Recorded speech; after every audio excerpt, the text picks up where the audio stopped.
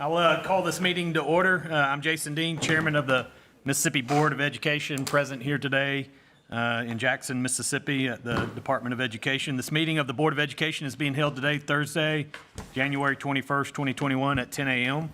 via teleconference and video means pursuant to Mississippi Code annotated section 25415. Notice of this meeting was posted in accordance with state law and included the date, time, place, and purpose of the meeting and identified the location of the meeting available to the public. An audio recording is being made of this meeting and minutes of this meeting will be recorded. This meeting is also being live streamed. I'll remind everyone to please mute your cell phones as I do it myself, your Apple Watches, your iPads, your whatever. With that, Dr. Carrie Wright is present here in Jackson as well to participate in this teleconference meeting. We'll do the announcement of quorum. As I call the name of the board members, please state the location of your presence for this meeting. Mrs. Rosemary Altman. I'm present in the boardroom in Jackson, Mississippi. Dr. Angela Bass. Virtually via Zoom. Okay, are you, just state your city and. I'm in Jackson, Mississippi. Okay, Mr. Glenn East. Glen East, Gulfport, Mississippi, present. Dr. Karen Elam. Present in Oxford, Mississippi. Dr. Ronnie McGehee. Present, located in Jackson, Mississippi. All right, Mr. Omar Jamil. In Hernando, Mississippi. Ms. Amy Zhang. Present in Columbus, Mississippi. All right, the quorum of the board is present at the location. Quorum of the board is present at the location stated for the purpose of conducting a meeting through teleconference and video means. The January 21st, 2021 meeting is now called to order at 10:02 a.m.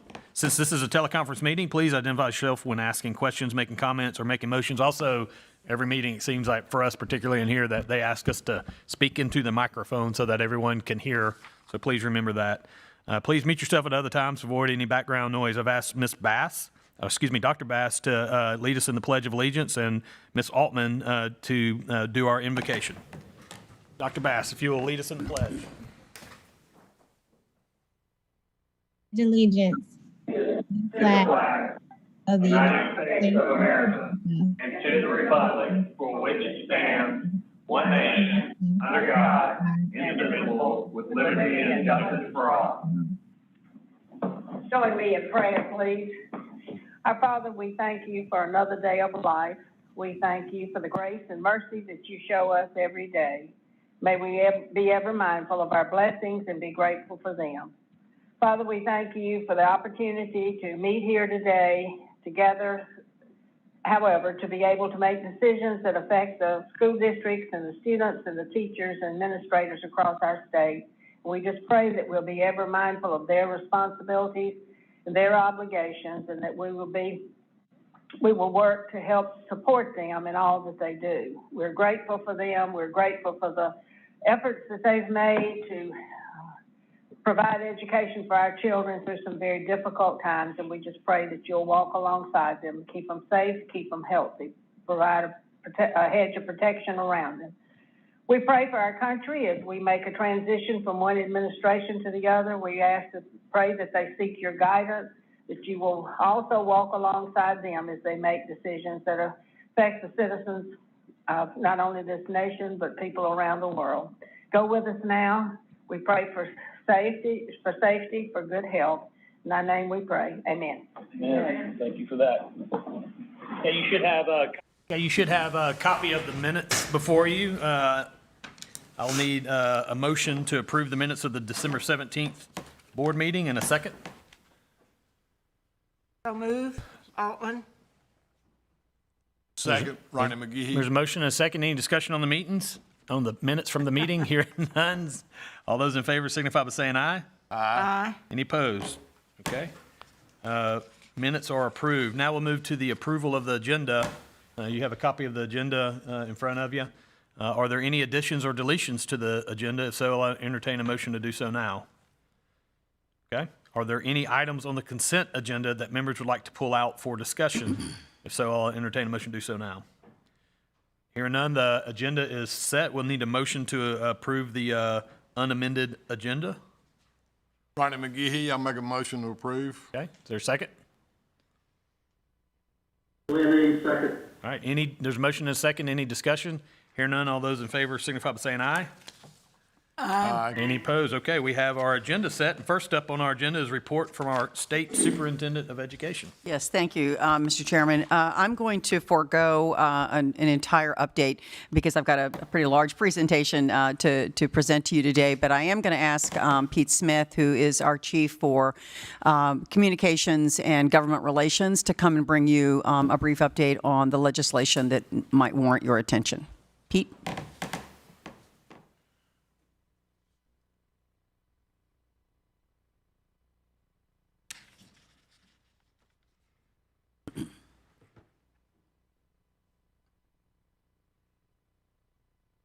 Good morning. Good morning to the board, board chair and others, and Dr. Wright. So just a quick brief update on where we are in this early part of the session. Deadlines have passed to actually introduce bills, meaning introduce them and drop them. The next big major deadline is February 2nd, where if any bills are going to come out of the committee from the original House or the original chambers, then they will come out by February 2nd.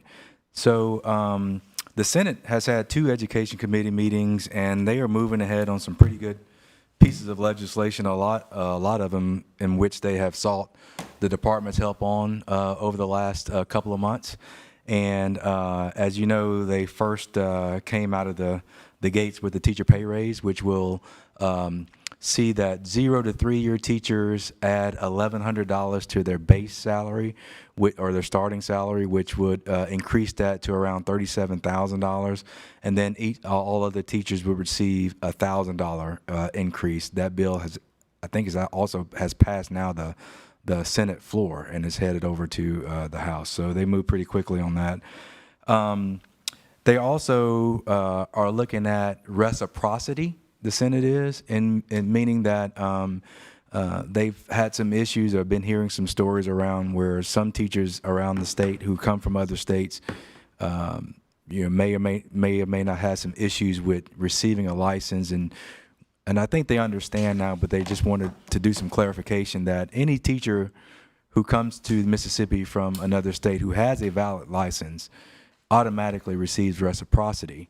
However, for whatever reason, if that license or that state doesn't require either what is minimum to Mississippi requirements or not, then they'll have some time to complete those requirements. So the Senate is seeking to basically remove those requirements. And if you have a valid license from another state, and of course you pass a background check, then you will automatically receive a 5-year renewal license. So that's something that's going through the system. They also tackled the MAAP hold harmless. That bill passed out of committee as well, so we look to continue to work on that. Just a couple more from the Senate side. They looked at a bill yesterday for trauma-informed training for teachers. And they laid it on the table because there's yet some questions still to be answered, but we helped with that bill over the last couple of months, and we're working to get the questions answered that was put forth by the committee yesterday, and we hope to hopefully move on with that bill. They are looking to consolidate. There are a lot of maybe 12, 13 scholarship program for teachers who are entering or coming out as a teacher to hopefully get their loan repaid or housing assistance, whatever. They're looking at consolidating a bunch of those programs into a teacher loan repayment program, and they're going to change the name. It's currently the Winter Reed Scholarship Program, but it's going to be the William Winter and Jack Reed Senior Repayment Loan Program. So they're going to honor those two great Mississippians. Dyslexia awareness, working with Senator Board on that bill, along with Robin Lamonis, basically just to put some clarification in the law that centers around our IDEA, the IDEA federal guidance to help clarify some issues for districts, and that bill is moving along. And then they are extending the repealer on the Mississippi Critical Teacher Shortage Act. So the Senate has had a couple of meetings and they're moving along. House Education Committee has yet to meet, but I expect them to meet here over the next couple of weeks as the deadline looms for February 2nd. But just a couple of bills that I think the board should be aware of. They're coming out of workforce development, actually. And one bill is a bill that would basically create an accountability system, if you will, for CTE, and it's instructing the State Department of Education get together with the SWIB board, which I understand has not even been reorganized yet or appointed, but the SWIB board to come up with some sort of accountability measure to measure the effectiveness of CTE programs across the state, as well as included in this bill would create an independent body, if you will, to evaluate the state superintendent as it relates to the effectiveness of CTE programs across the state. So that's one I think that we all need to look at and offer any concerns that we have. And to the chairman's credit, we did meet with him earlier this week, and he extended the invitation for us to review the pieces of legislation and to submit to him any concerns that we have before they move going forward. And we are working on that. The other big piece of legislation that's coming out of workforce is also the same piece that came out last year, dealing with sort of a curriculum change in CTE, as well as the WorkKeys and the Silver, and ensuring that the WorkKeys has the same equal weighting, if you will, as ACT in the accountability model. The bill is similar. There are a few changes. One in particular is that in this bill, the language has been removed to actually equate the ACT WorkKeys to be the equivalent of, say, a 25 or whatever on the ACT. That language has been removed.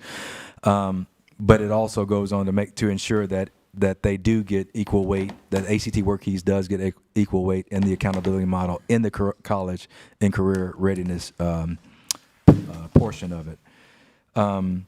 Also, in this bill is a sequence of courses that we feel that might be problematic. That again, we're going to stress. We're pretty much going to submit the same comments that we submitted last year around this bill, and hopefully we can work, come to some sort of compromise with the chairman as the bill moves forward. But this bill is House Bill 539, and I'll email the board this new bill so you guys can take a look at it to offer any comments that you might have. The other is a bill that's coming out of workforce to eliminate the history exam, which, the board has tackled this over the years. And so, I don't know what position the board might have on it one way or the other, but also to... Do we care about civics or not? Somebody tell me. Like, we do, we don't, we do, we don't. Well, also too, the chairman made note that I'm feeling kind of crazy about it, actually. I mean, honestly, we spent months and months talking about it, and the result was somebody saying we should after they said we shouldn't. I mean, where's it coming from, honestly?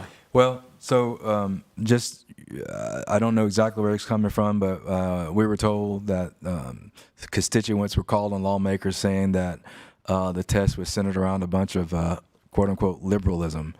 And the chairman wanted to actually see a copy of the test, and we informed him we couldn't do that. However, we are going to send him the newly revised social studies standards and sort of a blueprint of the test that the test was derived by or created by Mississippi teachers. So we're in the process of getting that information to the chairman. I know we're off subject. When's the next review of the test? I mean, I know we do it, with teachers.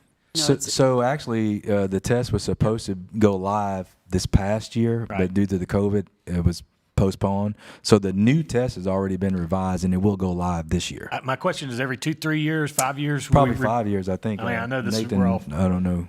Yeah, So we it's have about 5 years of this current test. Okay. And the chairman that you're referring to is not Chairman Bennett, it's Chairman Bell that you're Yes, referring to. Chairman Bell. But also, too, Chairman Bell was also very appreciative of the work that the board has done around CTE. A lot of what's in this bill is a lot of what you guys have done or are going to do. We talked about the ACT WorkKeys. I think the board's going to take a position on that today, later on in the meeting. Also, too, he was worried around an expert citizen license, a teacher coming in to teach as under an expert citizen license, that the board or the district didn't have to renew that license every year. So internally, we've been already talking about if a district applies for an expert citizen license, then that teacher will receive a 5-year renewable license, just like a regular teacher, and every 5 years that teacher would renew. So a lot of things he'd been very appreciative of, but he, as he stressed, he said, and he appreciates that. However, he'd like to see something codified so that, years from now, it doesn't change. So, so that's where we are. And then we've got some technical amendments over there that will be making its way through the committee process over the next couple of weeks, and ours are very minor in nature. So with that, I'll take any questions. When's the first committee deadline? So the first big deadline is February 2nd, where bills will have to be passed out of committee. At our next meeting, just bring an update on what's really moving, and at that February meeting, let's figure out what we need to take a position on, and what that position is, and then if we need to send some folks over there to help you and Dr. Wright, talk from the board's perspective about the things that are important, Sure. if that's necessary. So let's be itemized by that meeting. I know it doesn't really matter until after that first committee deadline. Yeah, and again, because you'll know what bills are actually going to be on the move. Yeah. Exactly. Yeah. Okay. Any questions from anybody? Thanks, Pete. Thank you, Pete. You want to? I'm a little confused on how dates are dates, times are times. How can liberalism be in D-Day? I mean, We informed the chairman, or Nathan and Wendy and Dr. Brown, they were with me when we had this meeting, that I think our period starts 1877 to present, and it's all factual. So, anyway, we won't belabor the point, but It's just, we need civics in our absolutely. Yes. Anybody ever curriculum, watch which, by the Water's way- World when they interview those people on the beach? Yeah. They don't even know where America is, let alone. And okay. Yeah. So that's a rabbit hole we can Yeah, roll we down. won't go down that today. All right. So we're going to move to my report then? Yes. Okay. So first off, I see my good friend, Dr. Kelly. Hey, John, we miss you, man. Good to see you. Amen. We miss your smiling face, brother, but glad to see you. And we know that you're continuing to watch the work of the board, and a friend and an ally and a person that we can call on. And while we're super disappointed that your tenure has come to a conclusion in the summer, we know that you're forever an advocate for the boys and girls of the public education in the state of Mississippi. And just as a friend, I want to say thank you for your service.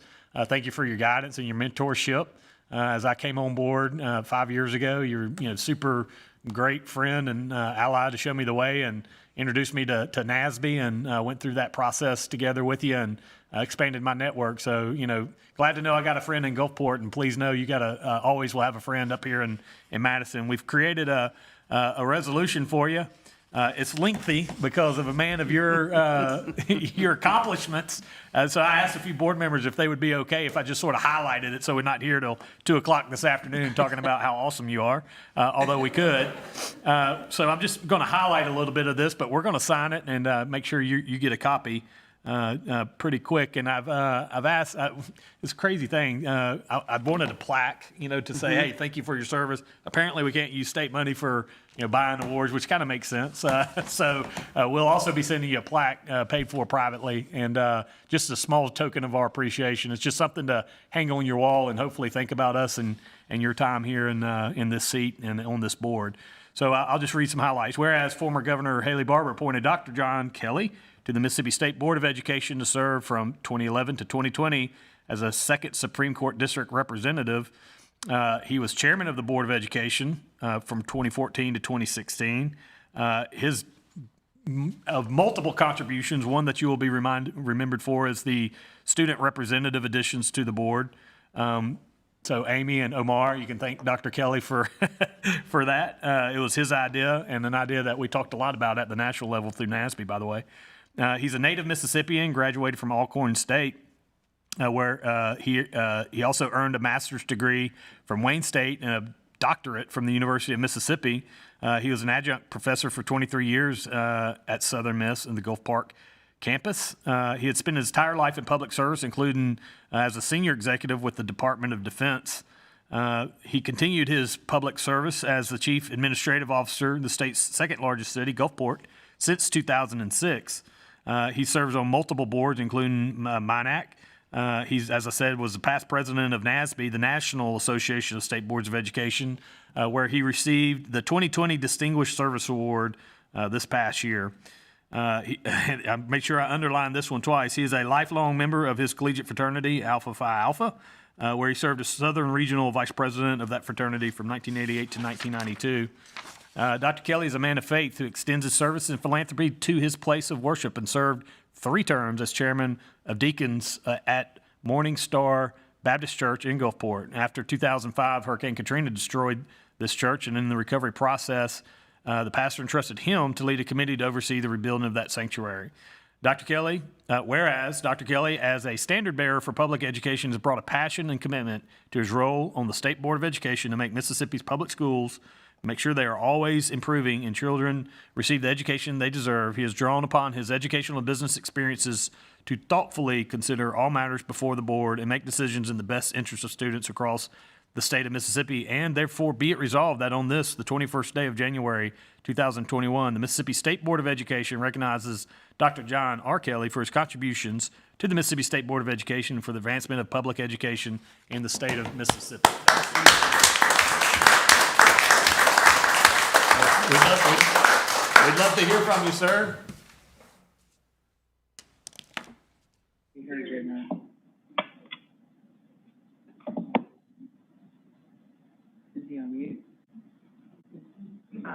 Yeah, you might be on mute. I think you're on mute, Dr. Kelly.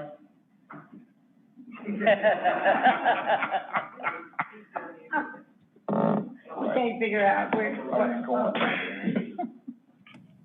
Here we go. There you go, perfect. Thank you very much. I thought perhaps you all had muted me for the rest of my life. Yes, sir. Dr. Dean, thank you. Thank you for your kind words. All of that will buy you a cup of coffee at McDonald's later today. I do thank you for your kind words, but let me just say that my work on the state board was never about John Kelly. I'm sure the same is true for every other person that's sitting around that table or wherever you are calling in from this morning. Your work is about making sure that teachers, principals, superintendents, and students have the resources that they need to prepare them for the next generation. That's really what our work was about. I want to thank the colleagues, my former colleagues on the board that I had an opportunity to serve with, Ms. Aldman, Dr. Elam, and Omar. Amy, I didn't get a chance to spend much time with you, but thank you for your friendship. But more than that, thank you for the manner in which you we work together to get the work of this board done. Dr. Wright, I want to thank you and your incredible staff for their work and your work. I can tell you that there have never been a time that I have called the State Department of Education requesting anything and it was not given to me. Whether that was preparing for a presentation or preparing for a press conference, whatever I was preparing for, the staff was always willing and accommodating and making sure I got it. And I'm sure that's the case with all of the rest of the board members. My 9 years on the board was an incredible 9 years, very much rewarding work. So I appreciate Governor Barber and for having appointed me. And I just look forward to continuing to follow the work of this great board. you all are doing good stuff, and I know that Mississippi's children are in good hands. So thanks to all of you, and I bid each of you Godspeed. Well, thank you for that, Dr. Kelly. Thank you for that, Dr. Kelly. You are loved and appreciated, and again, your work for the children of this state of Mississippi will always be remembered. And this isn't goodbye. This is just see you around. And I promise you, when we have issues, we know who to turn to help guide us. So again, thank you for your service, and we will carry on. Thanks, Dr. Kelly. Much appreciated. Any other comments from our board? I'd like to just say to Dr. Kelly, you've been such a great thought partner to me, very welcoming from this girl from the north that you hired 7.5 years ago. And I'm going to miss you being here, but certainly appreciate your friendship, and we'll look forward to meeting you in Gulfport when all of this coronavirus gets past us. But thank you so much for everything that you've done for me and for my team. Appreciate it. When the pandemic is over and you get to South Mississippi, I'll buy you the first glass of red water.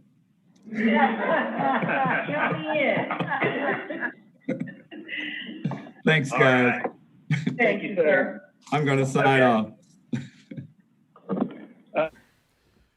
Just one other small item from the report of the chair. I was invited to join a group of business leaders focused on early childhood education, organized by, I believe, by the Kellogg Foundation. It's called the Early Learning Investment Council. And I asked a lot of questions before getting back into, something like this, and how is it connected to the larger, efforts. And I'm really excited about this opportunity. We were already started talking about our presentation that we did on behalf of Dr. Rutherford at Ole Miss, and how you connect into a larger plan and how you can bring the business community along. They're in connection with the Mississippi Economic Council and the CCAC, the State Early Learning Childhood Advisory Council, I think. So not something separate, something I hope, different faces. Leon Collins is one that's on there. So, very excited about hopefully, putting more shoulders to the boulder as it relates to early childhood education. So Omar and Amy, I think there was a January Student Advisory Council meeting. If you guys are prepared to make a report on that, we'd love to hear it.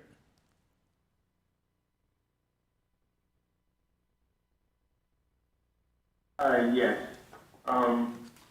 First off, I must give props to Amy. I am honestly not too well adapted to technology, but Amy was super helpful in that manner. She definitely knows her way around technology. Unfortunately, I couldn't attend it because I was having some internet troubles that day. But Amy definitely has a lot of details about it. Fortunately, though, I was able to communicate with some of the Student Advisory Council members afterwards, especially with some of the ACT, SAT prep students. They were able to communicate after the meeting was done, and they mentioned how some of the coursework they were doing in their schools was definitely helpful for improving their grades in those courses and in those test subjects. And I would definitely like to push more required curriculum for SAT curriculum. That was definitely a consensus around the board, or on the Student Advisory Council board, was just to push more required material for that to improve prep for those exams. And that was who I could communicate with during that time. I'm sure Amy has more details concerning the 2 or 3 other groups that we were able to communicate with. Okay. Amy? All right. Yeah, so we held smaller work group sessions last Friday. Other than the ACT and SAT resources work group that Omar mentioned, we also had 4 other groups that talked about improving virtual learning for students, mental and emotional health resources and support, social justice awareness, and teacher training. To summarize what we talked about in the meetings for those, for improving virtual learning, we have 3 big ideas that are being researched right now. They are cross-district learning, improving outdated technology, and having better communication. And I think all 3 are definitely very important. Next up is mental and emotional health resources and support. In that meeting, we brainstormed ideas, and a lot of our ideas were influenced by the special meeting we had earlier this month with child and adolescent psychologist, Dr. David Elkin.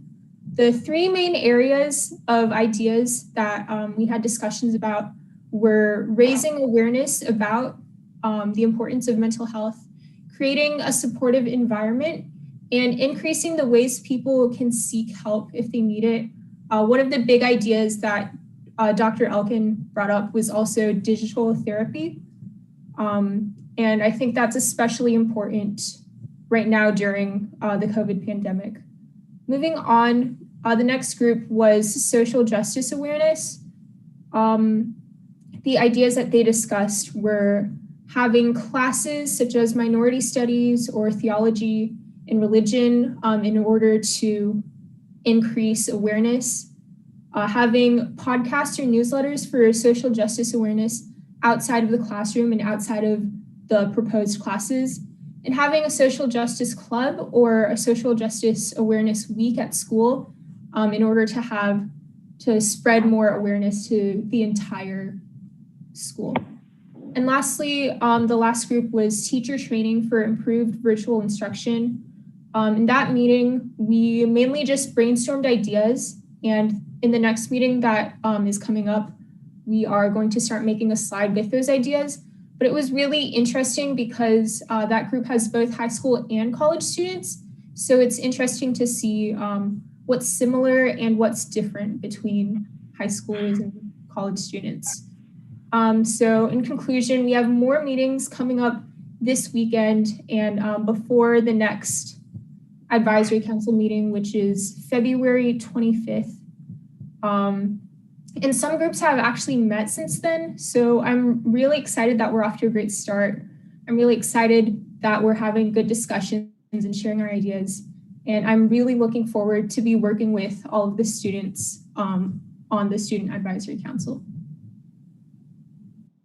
I really like how this is starting to develop, where you guys are, hearing ideas, vetting ideas, getting subject matter experts like Dr. Elkin to come in and talk to you guys, and then sort of, work through that process and then bring it to us.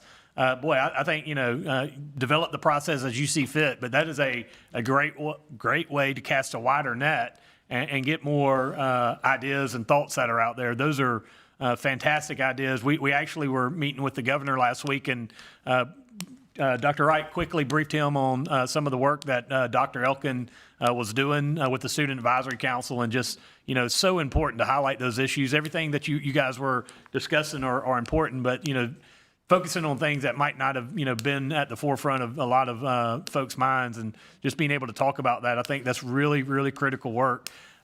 One thing I would say to y'all and to anybody who's listening, we're not going to get into the second round of CARES Act funding. I don't think we are. No. But suffice it to say, there is going to be a significant amount of additional funding that districts are going to be receiving in the next several weeks as the rules are established, and the formulas are derived, and the allocations are agreed upon.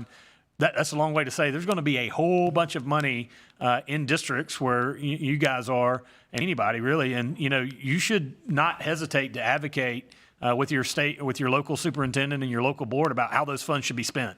If these things are important to you, go and get in front of them and say, this is how we want you to spend your money. I mean, that's what a democracy and a republic is about. So I applaud you, and again, look forward to continuing to watch this process mature. Any other comments from board members? Okay, thank y'all. We did not have subcommittee meetings, so then we will just move into the discussion items. Dr. Wright, I believe you're up for number 1. Yes, indeed. So board members, you should have received in your email, the PowerPoint that I'm going to be using. For those of you that are here, you have a blue folder. In your blue folder, on the left-hand side is a copy of the strategic plan and all of the outcomes and objectives per goal.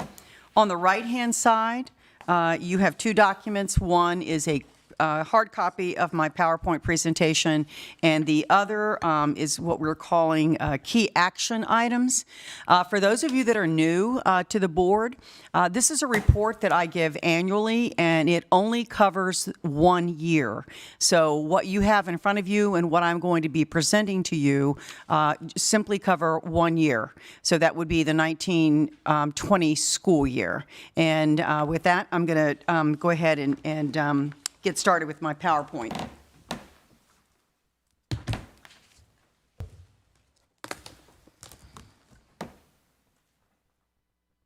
And let me see if this works.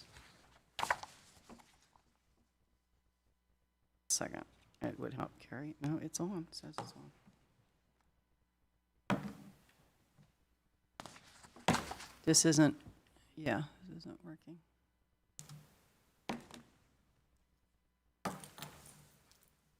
Just give us a minute.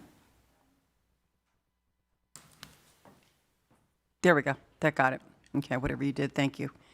So this is the annual report. As you know, we start each of our reports with the vision and mission.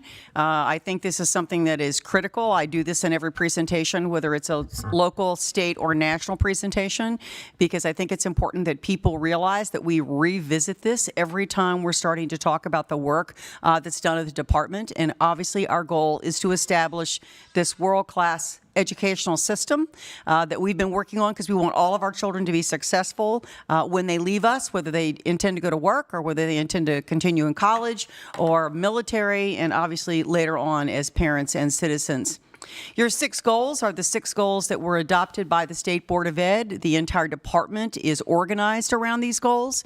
As you can see, we're focusing on all children being proficient and showing growth, everybody graduating from high school, college, and career ready, every child having access to a high-quality early childhood program, every school having effective teachers and leaders, everybody using data in a way that is addressing student outcomes, and then every school and district being rated C or higher. So I wanted to kind of say where we started. So before the pandemic hit, what was taking place in the state? Well, as you know, we got national attention for all of our gains on the NAEP assessment, the National Assessment of Education Progress. You see the two purple. We were #1 in the nation for our gains in 4th grade math and in 4th grade reading. And if you look to the right, we were 3rd in the nation for 8th grade math, and we were 4th in the nation for 8th grade reading. And on the left, that gives you a 10-year history, and that lets you know that we were 2nd in the nation for 8th grade math, 4th grade math, and 4th grade reading. So lots to be proud of there that came out in October. These are our results over 10 years. These are statistically significant results. Obviously not where we ultimately want to be, but we have made tremendous progress that we are incredibly, incredibly proud of. These are our assessment scores, our statewide assessment. You know, we did not administer that in 20, so these are over the past 4 years. And steady growth each and every year. That's the number of students that we have that are proficient or advanced in both ELA and mathematics. Our 3rd grade reading, we remember in 2016, I asked the legislature to raise the bar, gave districts 3 years notice so that in 2019, they were having to pass the 3rd grade assessment at a higher bar. We raised the expectation, and over 86% of our children were able to meet that expectation. That said to us loud and clear that teachers are absolutely doing what we need them to be doing in our classrooms, and that is teaching children how to read. Advanced placement. We put an advanced placement initiative in place, and we have more than doubled the number of students that are taking and passing exams. That is the highest pass rate we've ever had. That is scoring a 3 or higher, and you can see that that's 34% of those students were able to do that. We had 23% of our graduating class in 2019 that took exams. As you know, we have worked with IHL, and now any child that passes passes an exam and achieves a 3 or higher automatically earns 3 credits and can earn up to 6 credits depending on the course that they take. Our graduation rate, the highest it's ever been. It's continued to rise every single year. That's letting us know at 85%. Our teachers in schools are doing an amazing job of keeping kids engaged and making sure that they graduate in a 4-year cohort. Quality Counts comes out every year. This past year, we were number 2 in the nation for improvement in education. This is a national evaluation that's done of all states in many, many areas, and we can be very proud of the achievement that we have made thus far. So then COVID hit. So where are we? How do we act? What were some of the key actions that we put forward in order to manage the pandemic? Well, first, we want to start with meals. We expedited this process to convert the federal lunch program to that flexible summer food program. We were able to serve over 9.5 million meals to children during spring and in summer. And every district continues to participate in this food program, and that provides 7.5 million meals per month to children. This is really, really important. You've seen the pictures nationally. You've seen how many families are struggling to even just feed children. So this is a significant achievement for our state that children were guaranteed meals throughout the spring and throughout the summer. We collaborated on a regular basis with Dr. Dobbs and Dr. Byers to also work with our district leaders to give them the most current information that we had, either from the health department or from CDC. We partnered with the Department of Mental Health to also give resources to our counselors around social and emotional issues, and you heard Amy talk about that earlier. And obviously working with MEMA and folks here in the National Guard to distribute 1.2 million masks and over 40,000 gallons of hand sanitizer. So that went to try and keep our schools safe as well. We created an online information system for districts and families to get up-to-date information. That continues to go forward. We developed a number of guidance documents for districts. There's a number of areas that you see there. We were getting lots of calls about how to handle these various things, and so we developed the guidance documents and pushed those out as well. We held a number of webinars. Needless to say, for school and district leaders, you had passed a number of policies and policy changes and waivers, so we wanted to make sure that we were giving that information to them directly and also gave them the opportunity to ask us whatever question that they might have. We also published a number of learning at home resources for pre-K through grade 12 in a variety of areas. We also conducted additional online course approvals, approving an additional 71 courses for children, since obviously we knew that everybody was pivoting to online. We wanted to make even more available to them.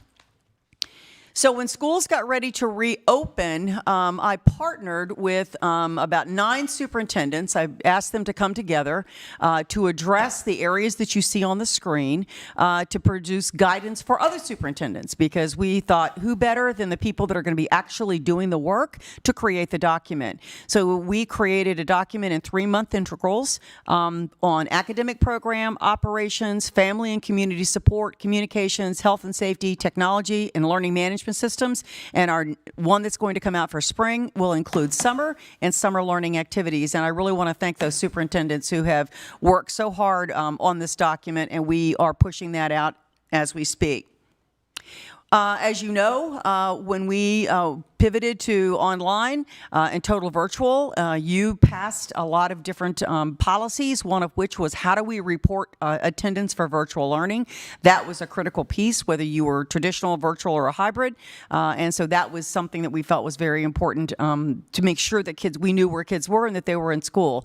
And I'm going to say about the second bullet, hats off to our school attendance officers, because when we first opened in the fall of this year, we had a drop of nearly 23,000 students And I asked our school attendance officers, you need to get out there and find out where these kids are, because if they're we needed them in a learning environment. That was the most critical part. So once they've done that, I think our number is down around 500 that we're still at, but that's a far cry from the 23,000 that we started. And we did notice a significant drop in the number of kindergartners. And as you know, compulsory attendance is not required until age 6. So I think a lot of families just chose to keep their kindergarten children at home. And there was also a spike in homeschoolers. In speaking with superintendents, I think once this vaccine is underway and once the pandemic is under control, I think you're going to see a lot of these children returning to public schools. Internally, OTSS has done a number of things, shifting to cloud-based device management, migrating files to cloud storage. There's a lot. The one I want to draw your attention to is we secured a computer-based call center software, trained staff, and then so that we were able to even operate remotely to enable stakeholders to reach the licensure office and other offices during the building closure. So that was something that we pivoted to very quickly. Lots of new resources for districts. First, I want to start with our partnership with MPB. They've even extended this to set up a separate channel as well. So now they've got 2 channels operating. We asked teachers and also department staff to teach 25-minute lessons that were aligned to our standards in the areas of math, science, ELA, early childhood, art, and PE. And those start every day at 7 a.m. And they have been very widely viewed and very much widely accepted. Additionally, the staff here at the department created these guidance documents that you see. One is pre-K through grade 12 in arts education. Also, the digital learning district guidance that we gave the districts on how to adapt to distant learning challenges. And that last one is really critical. Those were instructional planning guides for every grade in ELA, math, and science. And this included lesson plans. It included resources so that teachers really didn't even have to go looking for something, regardless of what grade and subject that they taught. They were right there at the ready. Additionally, we have our Mississippi Connects Professional Development Hub. That's where anybody that wants to participate in our online or blended learning models can continue to receive professional development. We absolutely, to Amy's point, double down on the amount of professional development that we're offering teachers around digital learning. That continues to be a need. And so, Amy, thank you for bringing that up, because that's something that we will continue to work on as we push out more professional development.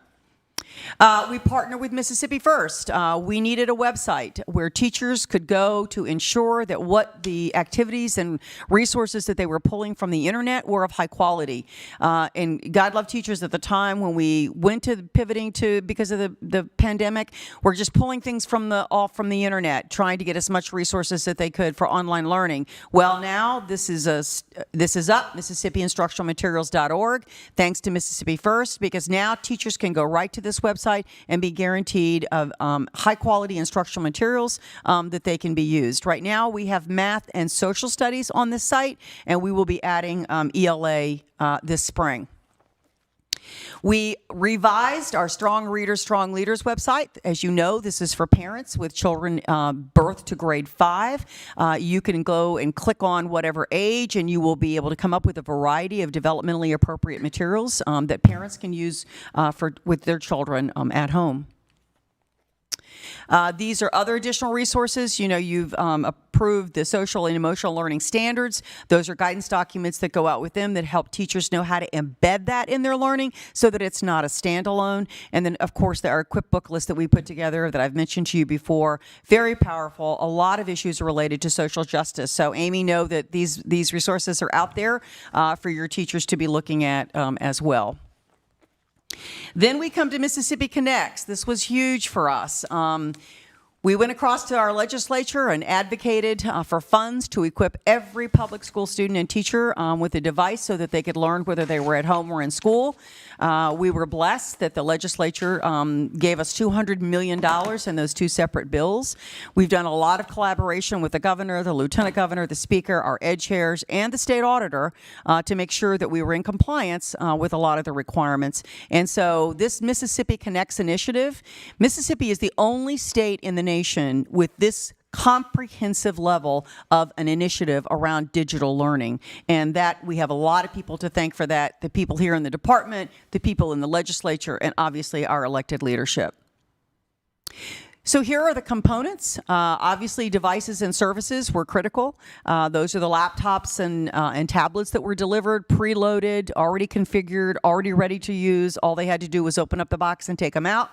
We have been pushing out digital curriculum, and now every district has a learning management system. This was something was really important because if you did not have a learning management system, you really had no way of downloading high-quality instructional materials into one system that children could then download into the individual devices. So now, whether we've got a tornado or a hurricane or we're in the bout of another end of this pandemic, anybody that now pivots to virtual learning, students have a way to download material onto their devices. Connectivity, this came through House Bill 1788. This is going to continue to be an issue. I know that there were a lot of funds that were also given to broadband, but I can tell you, in talking to my other chiefs around the nation, connectivity is an issue that's going to be facing us for the next several years. We did contact Senator Wicker's office. As you know, he chairs Commerce, and this is a big initiative of his. So we're going to continue to push for expanding connectivity around our state. Professional development, we have set up a huge professional development team. So Amy, you're going to be pleased to know that this is something we're getting ready to push out so that teachers can have greater access to learning how to use all this technology. And as I've said to you before, I continue to meet with the medical community so that we are planning to expand telehealth and teletherapy. We have been meeting on a regular basis and are very excited about this. If we can get it off the ground by spring, we're going to, and if not, it will certainly be ready to go in the fall. So we obviously led, this was a labor of love, let's put it that way. By the time the legislation was approved in July and our contracts were signed in August, if you can imagine, we went right into a competitive bidding process to acquire the vendors that we did. We also worked with our districts. We gave them a survey, tell us what it is that you need, tell us what it is that you don't have, and then used all of that to use our bulk purchasing power to do exactly what we needed to do. We have negotiated contracts for learning management systems. You see those that are there. Those are the most widely used across the state. We also have been continuing with PD, and as I just mentioned, our telehealth and teletherapy. So a lot that got done between July and December the 1st when we delivered all of our devices, and by December the 15th or the end of December, I want to say December the 15th when we reimbursed districts for their purchases. So this is something that's been of interest. I did a presentation at the Senate this past week. I think it was this past week or the week before. They wanted to know, so what happened with Senate Bill 3044? So 148 of the 150 districts participated. We purchased 390,000 devices. 325,000 of those were purchased through our bulk purchase. But as you know, the law allowed districts to purchase separately. And so 65,000 devices were ordered independently. So overall, we were able to expend 98.6% of the funds that were appropriated and all devices in hands by December the 1st. On 1788 House Bill, this is the broadband availability. 144 out of 150 public school districts participated. All of the Choctaw tribal schools participated, and 31 of the 121 independent schools participated. We spent about 78.9% of that money. Most of that went to access points, switches, fiber optics, cable. Districts tried to set up cell towers. It was a variety of things, but that money got pushed to the districts for them to use as they felt was most appropriate. We were back and cross a lot with the legislature to let them know what is going on. Communications jumped right into it. Our communications team, who is nothing short of amazing, they created our Mississippi Connects branding and our web pages, and they also distributed a Mississippi Connects communication toolkit for educators to use with families and their communities. Overall, between May and December, this gives you an idea of the number of news releases and editorials, social media posts, newsletter announcements to educators about what was going on, webinars, and also state and national Mississippi Connects presentations. So we spent a lot of time trying to get the news out and trying to make sure that everybody knew the wonderful things that were going on in Mississippi with Mississippi Connects. We had 56 news stories. You can see there on the right-hand side. It wasn't just your local papers. There were a lot of national news, and we have really, the awareness of what Mississippi is going on nationally is really, I cannot say enough about that. We are recognized as a national leader, not only in literacy, but now we're being recognized as a national leader in digital learning. Here are some samples of news stories. We featured the New York Times with some key messages, but the thing that I think is really important, the New York Times subscribers, there's 6 million people that are able to see exactly what's happening with us on a regular basis. We had 122,000 earned social media views. We also ensured that all districts were informed when the devices went out. We notified them so that if they wanted to have the media there, they wanted to have their legislature there, parents, families. We wanted to make this a big deal because it really was a big deal. We were also able to secure some national and state partnerships. We had over $200,000 from the philanthropic partners who were committed to working with us, and over $500,000 in training were contributed to Mississippi from Google, Apple, and Microsoft. So how do we rise to this challenge? What is it about that we're doing now with the strategic plan? So I want to kind of briefly go with you through this with you goal by goal, because I think it's important that you know that from the past year what we did. We have continued and extended our K-3 professional development, as you know, with our letters training.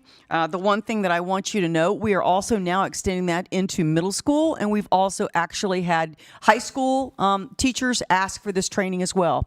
People are saying, I've got children sitting in my classroom that don't know how to read, and reading was not not my content. So we are expanding our letters training to middle school and high school teachers as well.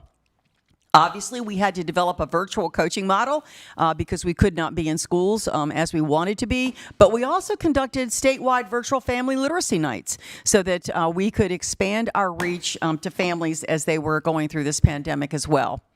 I talked to you earlier about the development of online courses. Our virtual training has continued as we go along, and also as you have made changes to assessment policies or guidelines, we have pushed that out as well. So goal 2, every student graduating from high school, college, and career ready. Significant information here. We have been implementing our Perkins 5 state plan. As you know, this was updated this past year and the year before. This includes a lot more around work-based learning and opportunities for industry certification opportunities for CTE. We feel very strongly about that. As you know, you even set up a separate subcommittee on work-based learning and workforce development. So this is a part of what we've done to extend this is a priority of this board.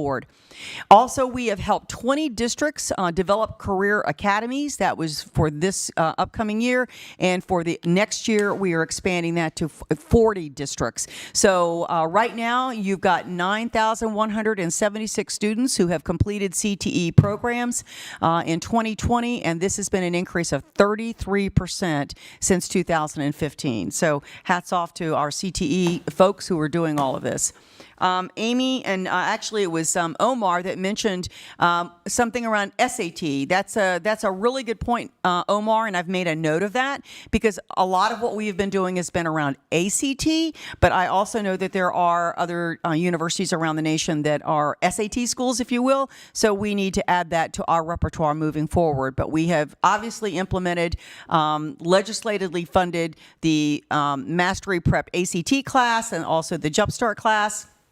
And also, the thing that I want to mention on the right is really important. We get a printout of every student that what we call has AP potential. A lot of schools administer the PSAT, and so when we identify those students, we have sent letters to every single student that was qualified as having potential as according to SAT, and mail those letters home so that parents can start talking to schools about, hey, I want to put my child in this AP class or this AP class because they have the potential to take that.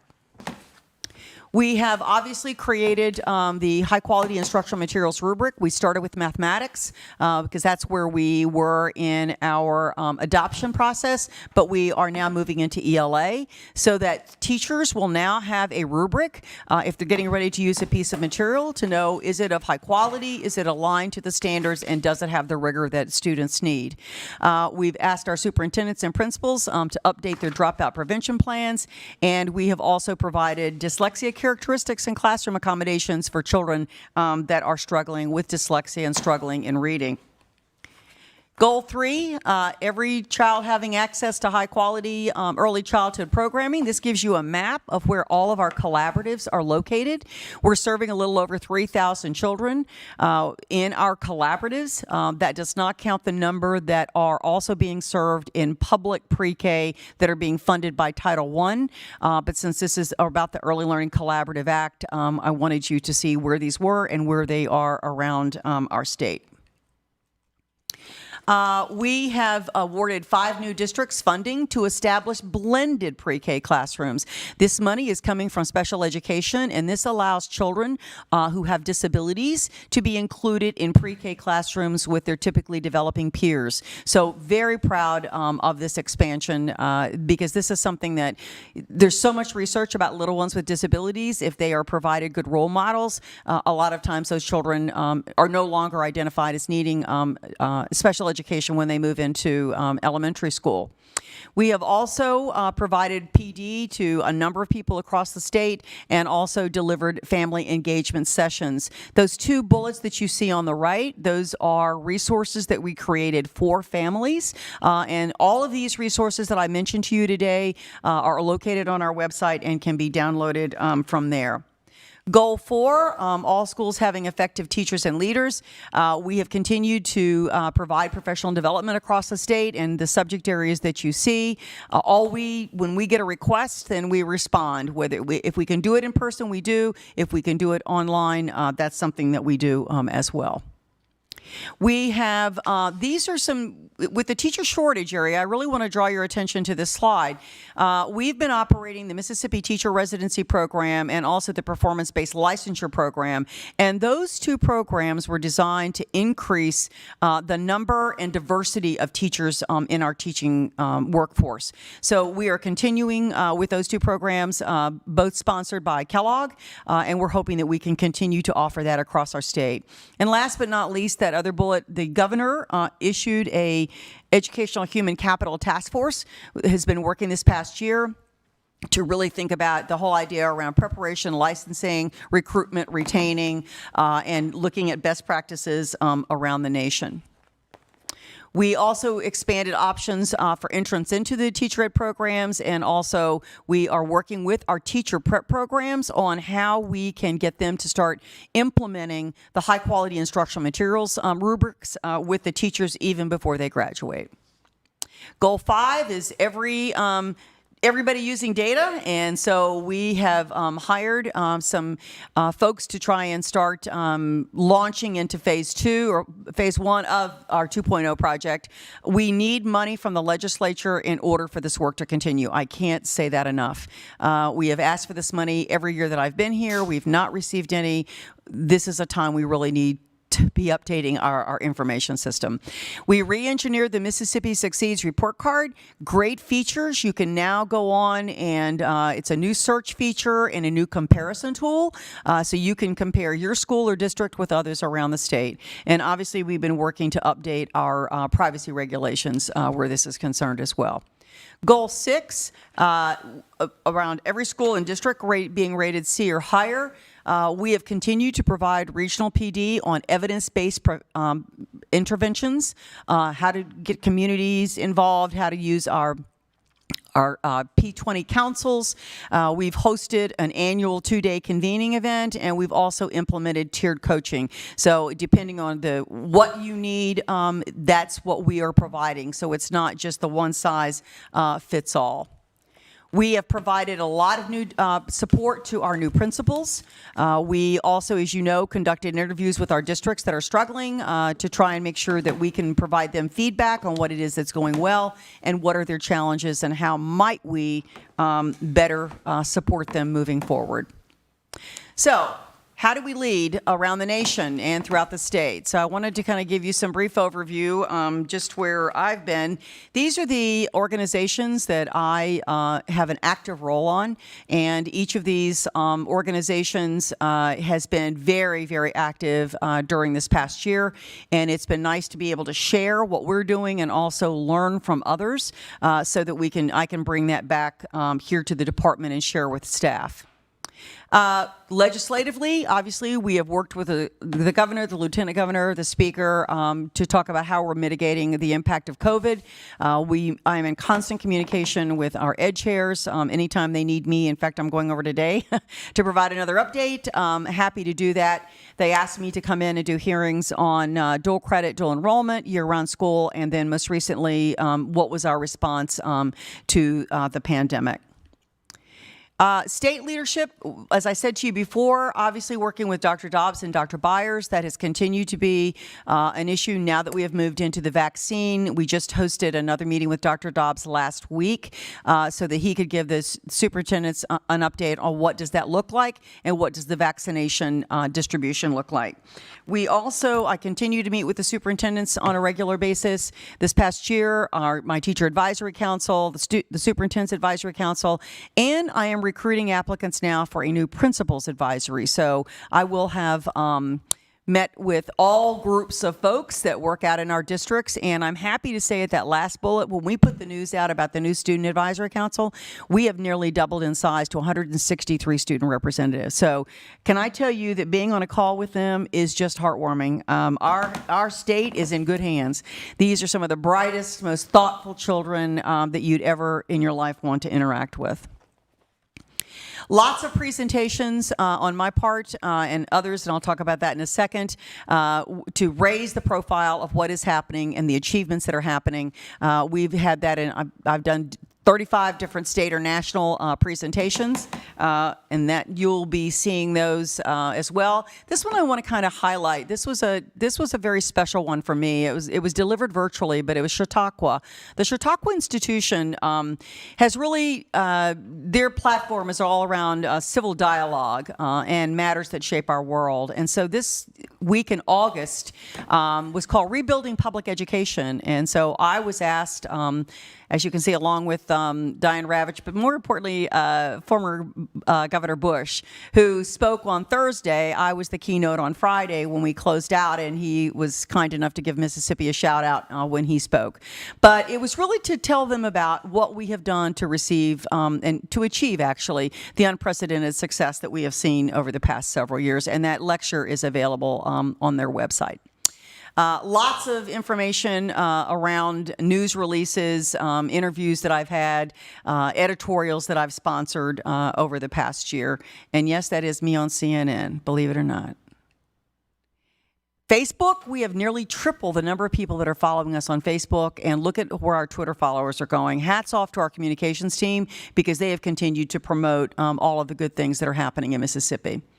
I was also featured with Chiefs for Change. They did a video with three of us, the superintendent out of the District of Columbia and Denver superintendent, and it was called Teacher to Chief, Pathways to Educational Leadership. So it was really neat. They followed me around for a day and interviewed me and even my Student Advisory Council, and that video is on their website. I've given you a list of where I did a presentation, the titles of my presentations, and the dates of my presentations. You'll see 4 pages actually of that. so you can kind of see where I've been out and about. And that bullet down at the bottom, I really want to stop and just say something about. It's not just me that's out there speaking. We've got so many talented people in this department that they too are out there doing presentations on a national basis and a statewide basis.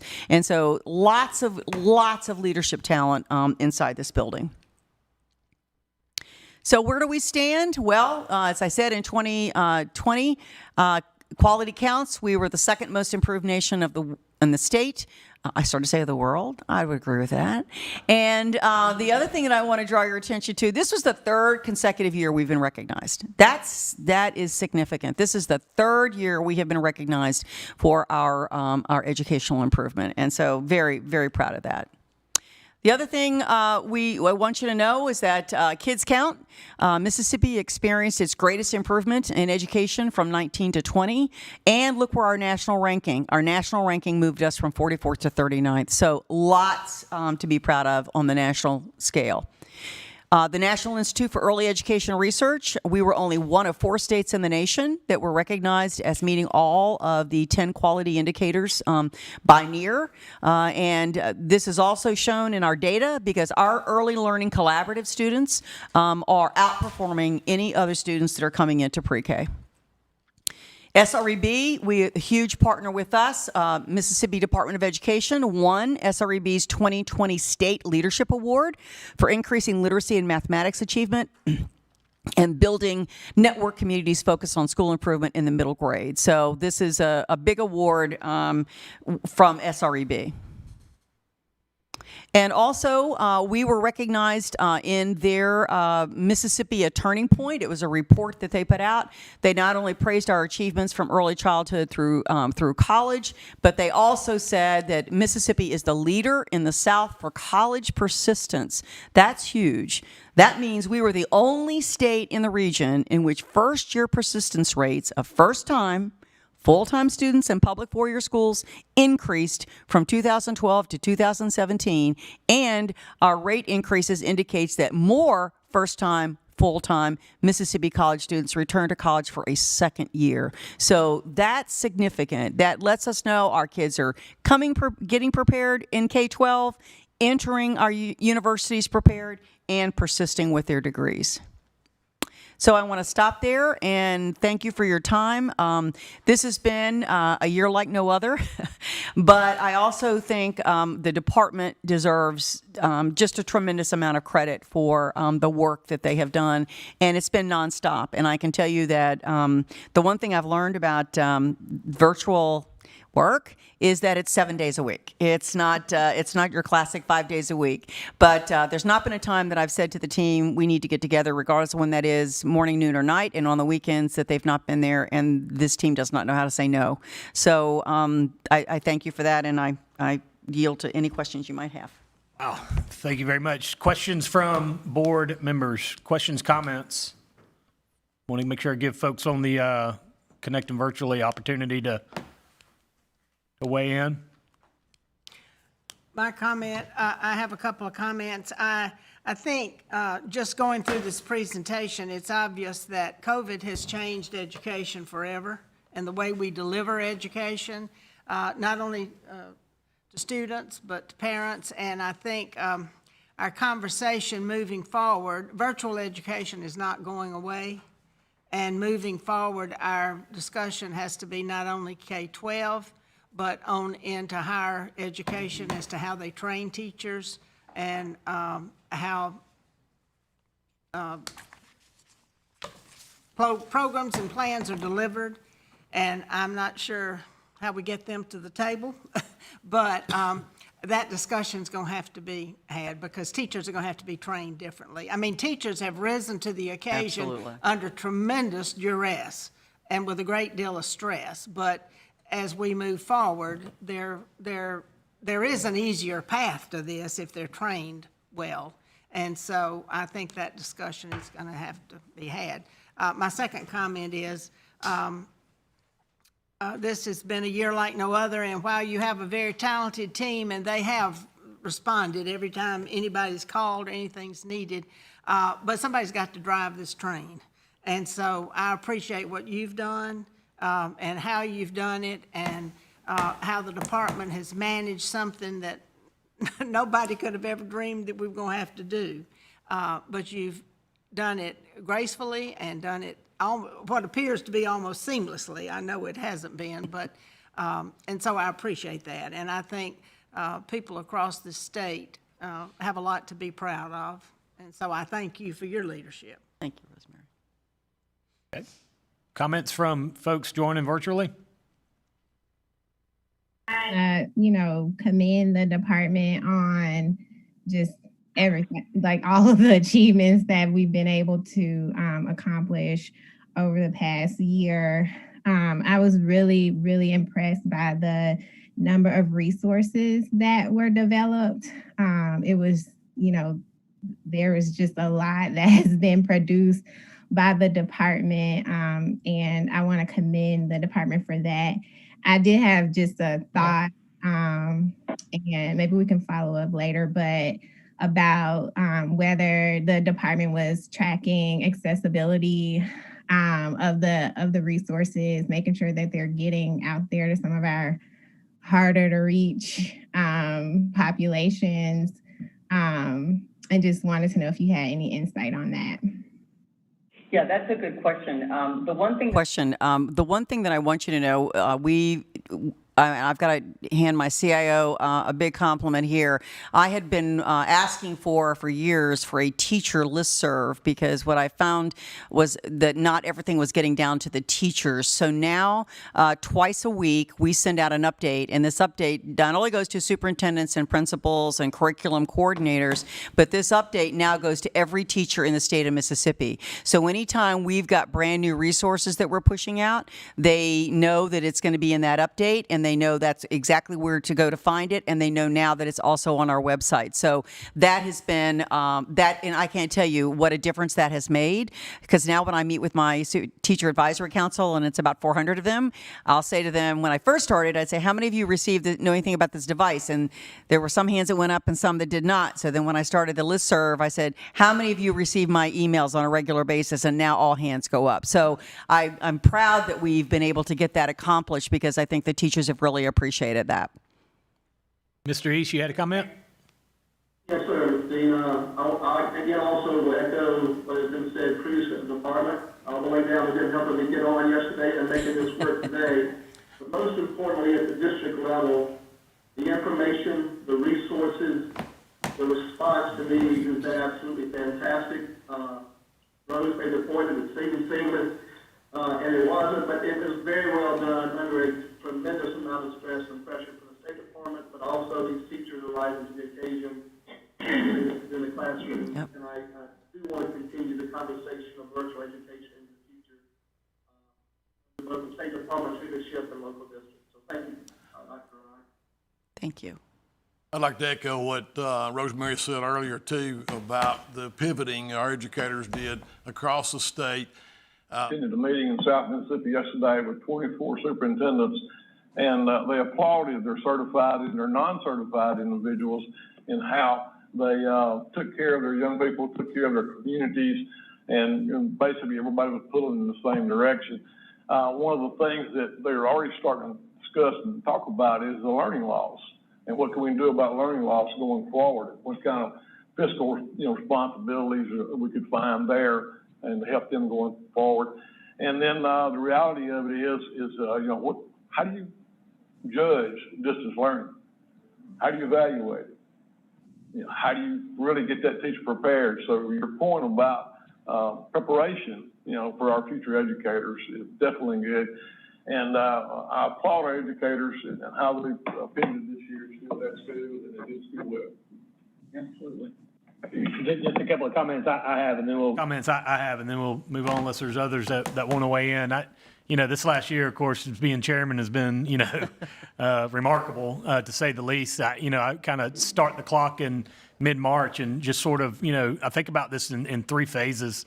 That initial, okay, what is this? Everybody's overreacting. Oh my God, we got to close down schools. That was a course of about 3 days. But then, as we all recall in that springtime, responding, the board responding and listening to the educators and the operators out there, and then really moving into, well, what is school year 2020, 2021 going to look like? And I think we've all sort of come to the conclusion, it's a year of transition, meaning from what was before to what will be in the future. In a lot of ways, nobody wanted it, but there is an enormous amount of resources that are available. I will continue to beat the drum that the Mississippi Connect's provision of 390,000 computers is a paradigm shift in how we embrace that through ed policy to address some of the policy issues like critical teacher shortages, all that's to come. But the next phase of this is, and we're about to talk about some of the waivers for this year, but this is, we're moving on. 2021 to 2022, that's the future. And that's where, all this hard work that's been put in place, all this wonderful progress we've been making in student achievement, the need for learning acceleration is real, profound, and should be the focus of every parent, every educator, every citizen, as we sort of, embrace, what needs to happen in moving forward. So can't applaud you enough for the work you and your team have done. I've been so lucky to sort of, sit on the sideline and cheer, and when appropriate, give insight. But I don't want to make this sound bad, but the work is still, like next year. But I think it will be different, and it will require different thinking next school year. But we're in a great position because of the foundation, because of the work, because of the ability to use some of those resources to position. And it's a challenge, it's a challenge. Okay, this happened, so how do we move forward? So again, I just would echo my fellow board members. Congratulations on a job well done. I remember last year, Sean Suggs, who, Toyota corporate guy, sat through 1,000 performance evaluations, just was like, his jaw was dropped. He's like, that was amazing. That was the best presentation I've ever heard. And I'll just never forget it coming from him. The guy who sat through a lot of these. So I would say, I'd ask, Pete, an executive summary of this, 2 or 3 pages, put on every legislator's desk would be a great idea. Not only to talk about what this last year was, but how we intend to move forward, and just the recognition there's a tremendous amount of work done that sometimes doesn't bubble up through the narrative. So, other comments or questions before we move on? All right. Well, thank you very much for that, ma'am. Thank you.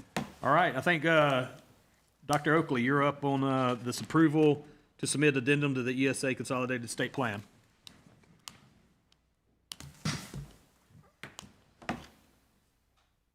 Thank you. So the next several items that are coming forward are related to assessment and accountability. The first item that I'm bringing forward is on the federal side.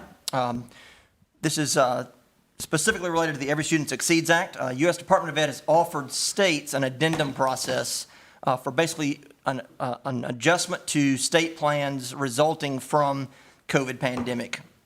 They've just in the last several days provided some slight revision to the template that's being used for the addendum. But you've heard since the fall the conversation around the state of decoupling assessment from accountability. Paul and her team will speak more to that in a bit. But we're bringing forward some recommendations to you today to request approval to submit an addendum to our ESA Consolidated State Plan due to the COVID-19 emergency, as well as an accompanying waiver request for an area that's not covered by the addendum itself. We've talked with our TAC chair over the last several weeks, Chris Tomaleski, and gotten some input from his perspective on this as well. As a part of this submission to the U.S. Department of Ed, we're requesting permission to adjust the timeline for our long-term goals by a year. We're not changing what those goals or outcomes look like, but given the pause and assessment that we've had, we're requesting that the years that we look at the data be shifted forward by 1 year for student achievement, for grad rate, and for progress toward English language proficiency. We also will be requesting from Ed that we not include the ELP calculations, the English language proficiency calculations for the 2021 school year, but rather redistribute those points to the other indicators in the model. This will be much like the model when the model was originally developed several years back.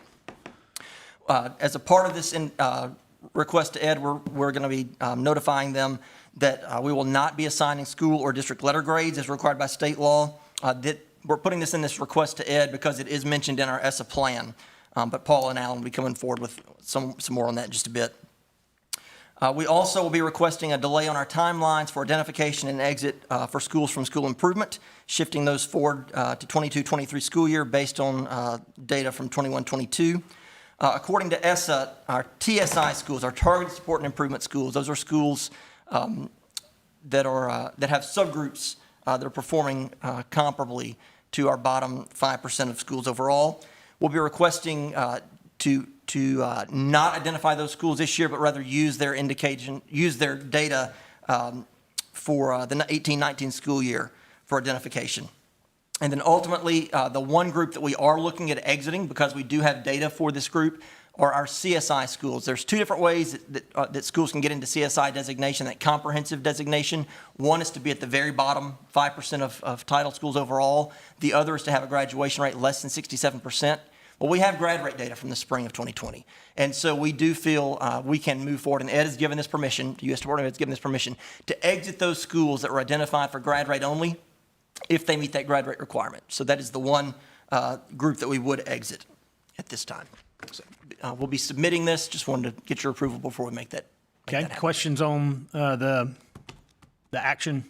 I don't want to go down this road, but I just want to say, I mean, President's been inaugurated for 24 and a half hours. So, keep that in mind. I mean, obviously a new administration, the U.S. Department of Education, once they're in place, could potentially change any and everything that we're about to talk about. So let's not go there. It's all speculation, but just putting that on record, like this is what we know today.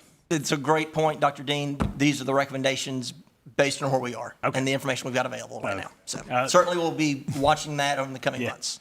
So given that, comments, any discussion? Okay, if we could get let me read this correctly. Under Office of Chief Academic Officer, do I have a motion to approve item 2? So move, Ronnie McGee. Motion is second. Second, Karen. The motion is second. Any additional discussion? Hear none. All those in favor signify by saying aye. Aye. Aye. Okay. Any opposed? All right. Motion carries. Dr. Vanderford, I think these next several are yours. And as you're kind of getting situated, let me just set this up a little bit. So back in April, the governor issued an executive order that empowered the State Board of Education to waive certain rules, regs, orders, code, as we saw fit to help respond to the ongoing emergency of COVID.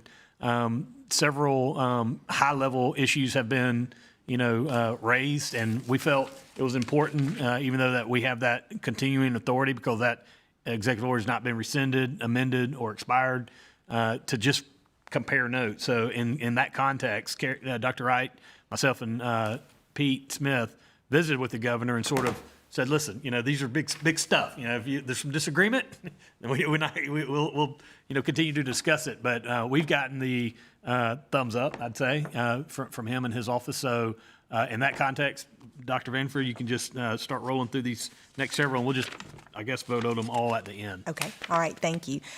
Dr. Dean did give a background that I was going to provide for new members, but most of it is documented in the board item 3. If you recall, those of you that are not new members, in June of before the 2021 school year, we brought to you a host of waivers to prepare school districts in their reentry plans. But at that time, we were not sure about assessment and accountability and what that might look like for the 2021 school year since Ed had not granted a waiver. Since that time, Ed is firm on the fact that all statewide assessments that are federally mandated must be administered. Dr. Oakley has just previously discussed the opportunity for an addendum and an accompanying waiver that we have for some portions of accountability. However, at this time, we would like to address the assessment and accountability portion as well as a couple of other waivers that we've identified that is needed. So item 3A is to suspend strict compliance with the requirements in our policy, state laws, and manuals and process standards to submit that addendum for the suspension of our A through F accountability system. Item 3B is to suspend strict compliance with state statutes, policies, et cetera, related to the Literacy-Based Promotion Act and the third graders with the third grade reading assessment. So with item 3B, third graders would be required to take the third grade assessment. However, they would not be required to meet a minimum score on the assessment in order to be promoted to the fourth grade if that particular student has met all of the other district requirements for promotion. So very similar to what we did last year, with the exception of the fact we are administering the assessment this year as opposed to last year. We had the waiver to not administer the assessment. And just as a quick aside before you move on to the next one, the agreement is those students will be identified in fourth grade and receive additional support. Correct. So it's not like, oh, you just move correct. on, Yes, you got a free pass, not at all. X number will get extra help in fourth grade. That's the deal. Yes, sir. Yes, sir. Very important. Thank you. Item 3C is very similar. Can I just say one thing about that, too, that I think has been a concern, and I just want to verify that and let the board know that the concern's been raised about what happens when these children may come to fourth grade and still be below grade level. We're already preparing for that. We're already preparing professional development. We're already preparing materials and resources for our fourth grade teachers. So I just kind of want that out there so that that's not a concern. Our teachers are perfectly capable of running these interventions, and we are already in motion to get those resources out to schools. I just want that to be out there, too. So item 3C is very similar to 3B with the exception that it's related to the end of course assessments that are taken in high school. So last year we did not administer the assessments. However, this year the assessments will be administered. The students will be required to take the assessment based on the courses that they're enrolled in, but they will not be required to meet a passing score on that assessment. Item 3D is a request to suspend strict compliance with the deadline for submission of the completion of an FY 2020 single audit reporting package. This extension has been granted by OMB, so we would just like to suspend our rules and that are outlined in Process Standard 4 and allow that same extension. And this is a deadline for those districts that have received money related to COVID-19. Dr. Vanderbilt, if I may, what will be that timeline? 3 months. 3 months, an additional 3 months. This is a hot topic in the district. Mm-hmm. It's 3 months, but it's only for those that received money, dollars related to COVID, to the pandemic. And item 3E is a very similar item, or is the same item that we presented to you last year.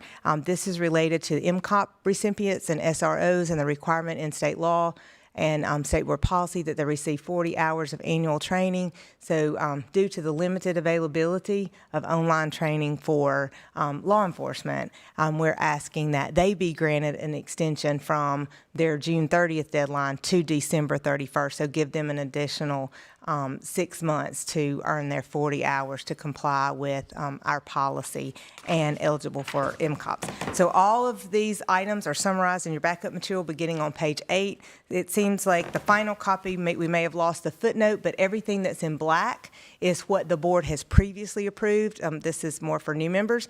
Everything that is in red font is what I have just gone over with you today. So we're trying to just keep all the backup material succinct and with a timeline according to the dates that the board has approved such suspensions. Okay, just I want to make sure this is in perspective for everyone because this is super important. School year 18-19 took tests, were faithful to the accountability model. School year 19-20, no tests, no accountability model. Okay, school year 20-21, tests, but no accountability. And I'll just say, although this is in the future, school year 21-22, back to testing and accountability. And all that's to say is this is the last time I think that we're, barring unforeseen circumstances, that we are going to go down this road of saying we recognize, as I said earlier, this is a year of transition. We're certainly, the challenges faced. Let's not even talk about assessment. That's going to happen. I've said many times, I've got 3 kids in public schools. I want to know where they are. They weren't tested. I got a 3rd grader, so I want to know. So assessment decoupled from accountability this year only. And I don't anticipate entertaining this conversation or there being the political will anyway next year, barring unforeseen circumstances. So questions from the board on these multiple waivers we're talking about? Yes, Dr. Dean, if I may. What about our schools who 2 years ago were the D and F range and did not have an opportunity now for 2 years to move out of that? Are they still under compliance to their reports to their board? Yes, they are. We will, they will retain those same, letter grades. However, once we administer the assessment and we determine the amount of participation, and we were, of course, all states across the nation are concerned about participation rates, but once we have our data, we do plan to and will report publicly our assessment data, all that we can publish, with the exception of assigning that A through F letter grade. So on the item, it's no cumulative effect by us holding harmless and carrying over that grade. So in the bottom of page 8 in black, it says schools that retain the same designations for CSI, TSI, and that 3-year average of performance will be excluded. So districts will not be penalized if they remain an F or a D for 3 years in a row. But again, are they required to make that monthly report to their board? Because that is time consuming for them to prepare that and do it.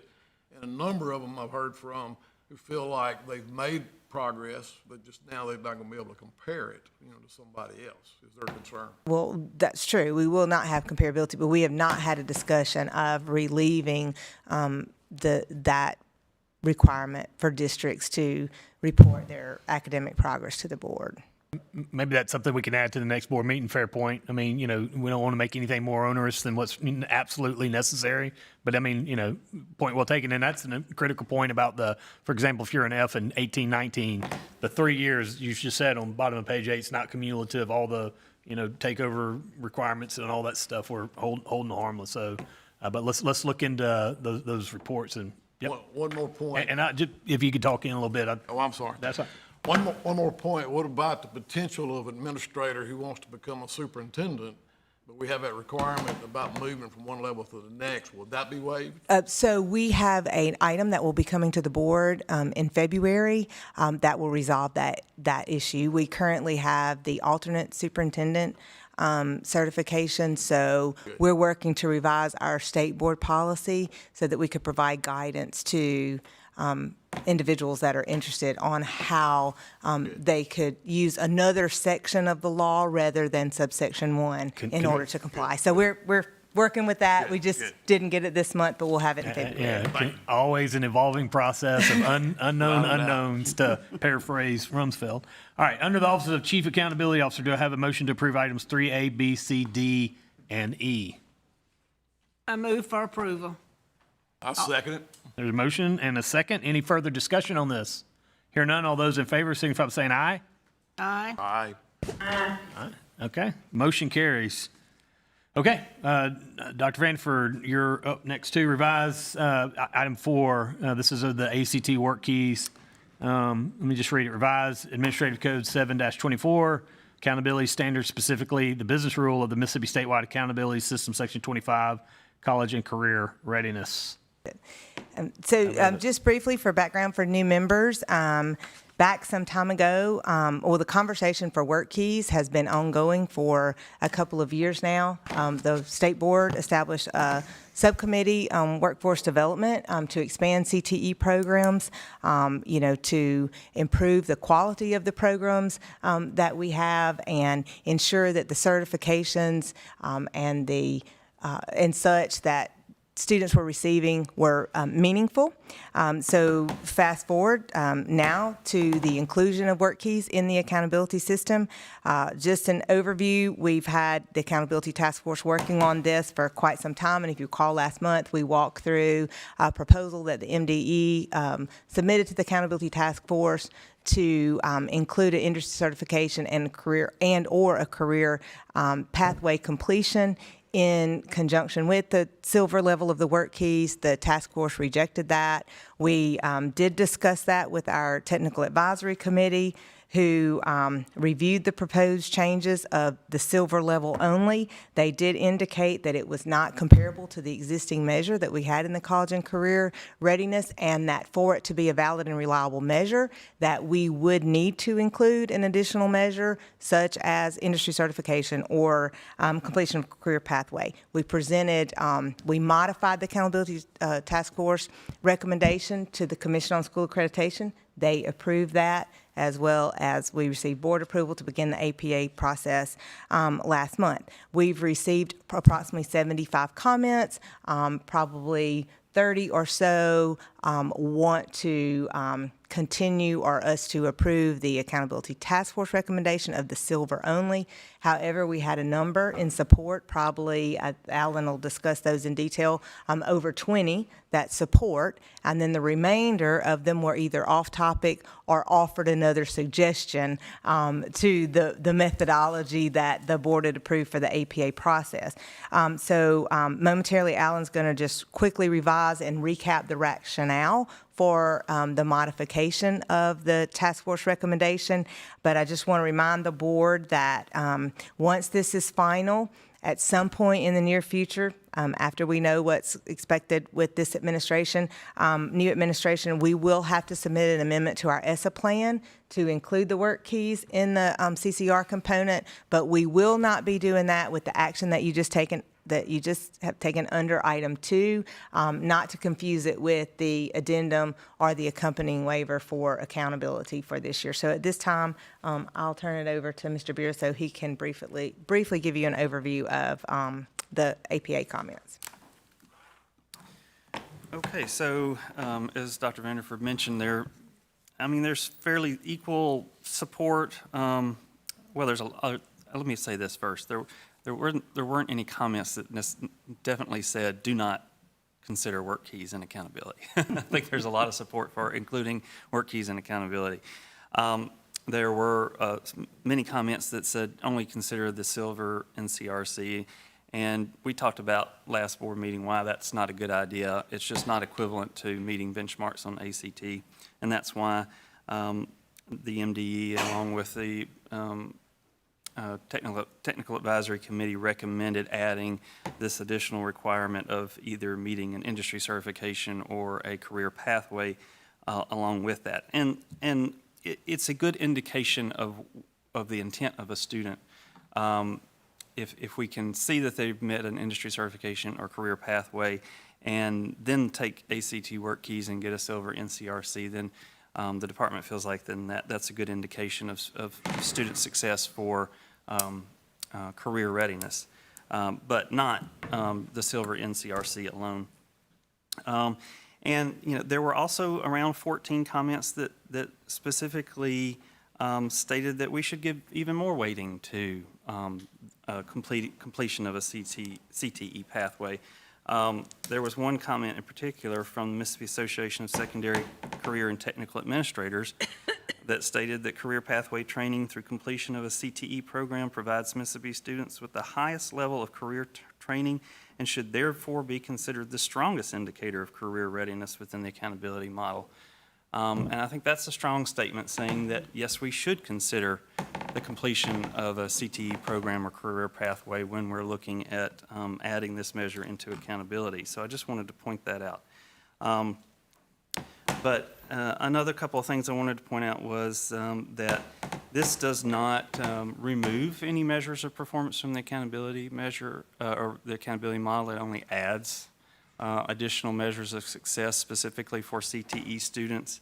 While there were many comments that did discuss this idea of adding even additional weighting, we're not advocating for that at this point, but just to say that we are, this policy change does add additional measures for CTE students in addition to where they already count in the accountability model, which is under acceleration.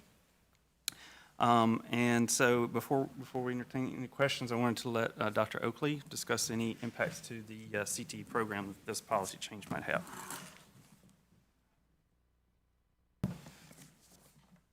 Thank you, Alan. So as he shared, we're looking at the silver level cert in addition to industry certification or CTE completer status. We actually met with the chairman of workforce earlier this week and shared kind of where this had gone out for APA and what we're bringing back for you to consider today, and he's very supportive of this approach. Our concern, if we just look at the ACT WorkKeys, is that we've eliminated the expectation that students have skills that they can take, hard skills, application of welding or construction or building trades or automotive or health sciences, can take and immediately apply in a work-based setting, in an apprenticeship program, in post-secondary study, in a job. And so we wanted to ensure the success of these students on the CTE side beyond high school, so that there's a focus on the academic content, the skills that we want those programs to develop, and not strictly on getting a WorkKeys score that we know, when we look just the silver NCRC, is not comparable to the ACT WorkKeys. So when we look at this holistically, we believe this positions students in those CTE programs best for success after high school. Okay. Thank you for that explanation. Let's make sure everyone's kind of clear. Right, as it stands now, the recommendation was gone through APA with, you heard the results of that, would be to include under college and career readiness, which is a 50-point part of the accountability model, the inclusion of ACT WorkKeys at silver level, including either an industry recognized certification or, I guess, or a career pathway. So it's not just ACT silver, it's these other things in order for it to be included in the as consideration for the accountability model. All right. So anytime you start talking about the accountability model, people start paying attention. So what questions or comments are there from the board? My question would be, how many of our students do not have the availability to achieve that national certification at their present school location? Have that information. There is not currently a national certification available, industry cert, for every program out there. That's why we've put in the either or. If a student completes the program and they got the silver, they could earn this credit. They would not have to complete the industry certification to get it. But where's the and? So it's an and or. It's an and or. They meet the silver on the WorkKeys and one of the others, either the certification, industry certification, or the another way to pathway. ask the it's question not is all three. industry. So I've heard this from several people already. How many districts don't have access to either career pathway or industry recognized certification? In other words, you can't participate because you can't meet the second part of this. So just the availability of a CTE program is all that they need to be able to be a completer. They've got access, whether they're in there, like Forest Scott County, for instance. They share a CTE program. Scott County runs it. It sits on the Forest School District's campus.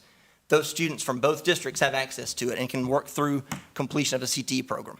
So Nathan, let me rephrase that question. The question is, out of 148 districts, true or false, all children in all 148 districts have access to a CTE program? Students across the state and all districts have access to CTE. I guess what's the confusion is having access to a CTE program and what this says, which is industry recognized certification or career pathway.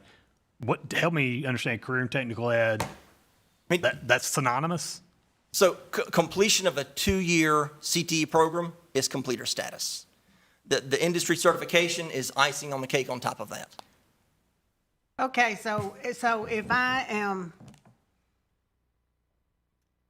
in Scott County, as you just said, or in, and I have attended a culinary program,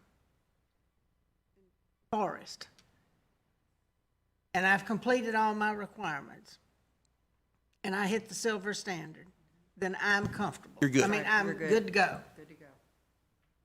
You do not have to earn the national industry cert. It's not it's icing on the cake. It's there, it's available, but to get the points in the model, it's not required. So if you pass all your work wherever. Complete the 2-year Yeah. course sequence. And that was the point that the organization of CTE directors was making, that is the strongest indication that children are ready, is if they are a completer.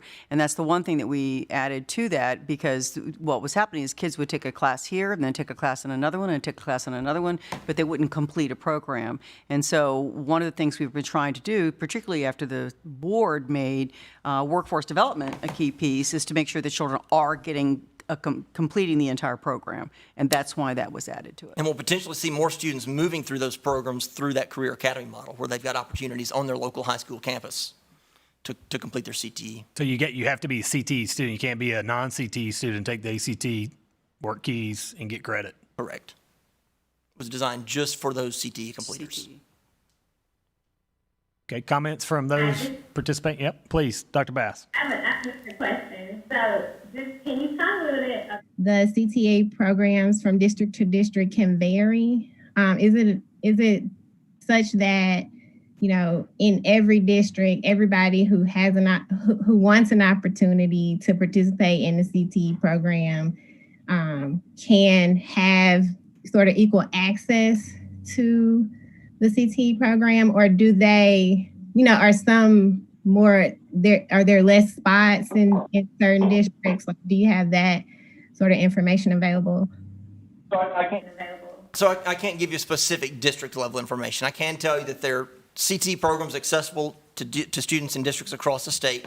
Obviously, your districts that are larger are typically going to have a larger CTE enrollment. They're probably going to offer more variety of CTE programs. But the planning process that takes place for CTE programming is completed in a partnership with the local school district, as well as the local community college and local industries, as they identify the need for job training or CTE training for the students in their particular region of the state.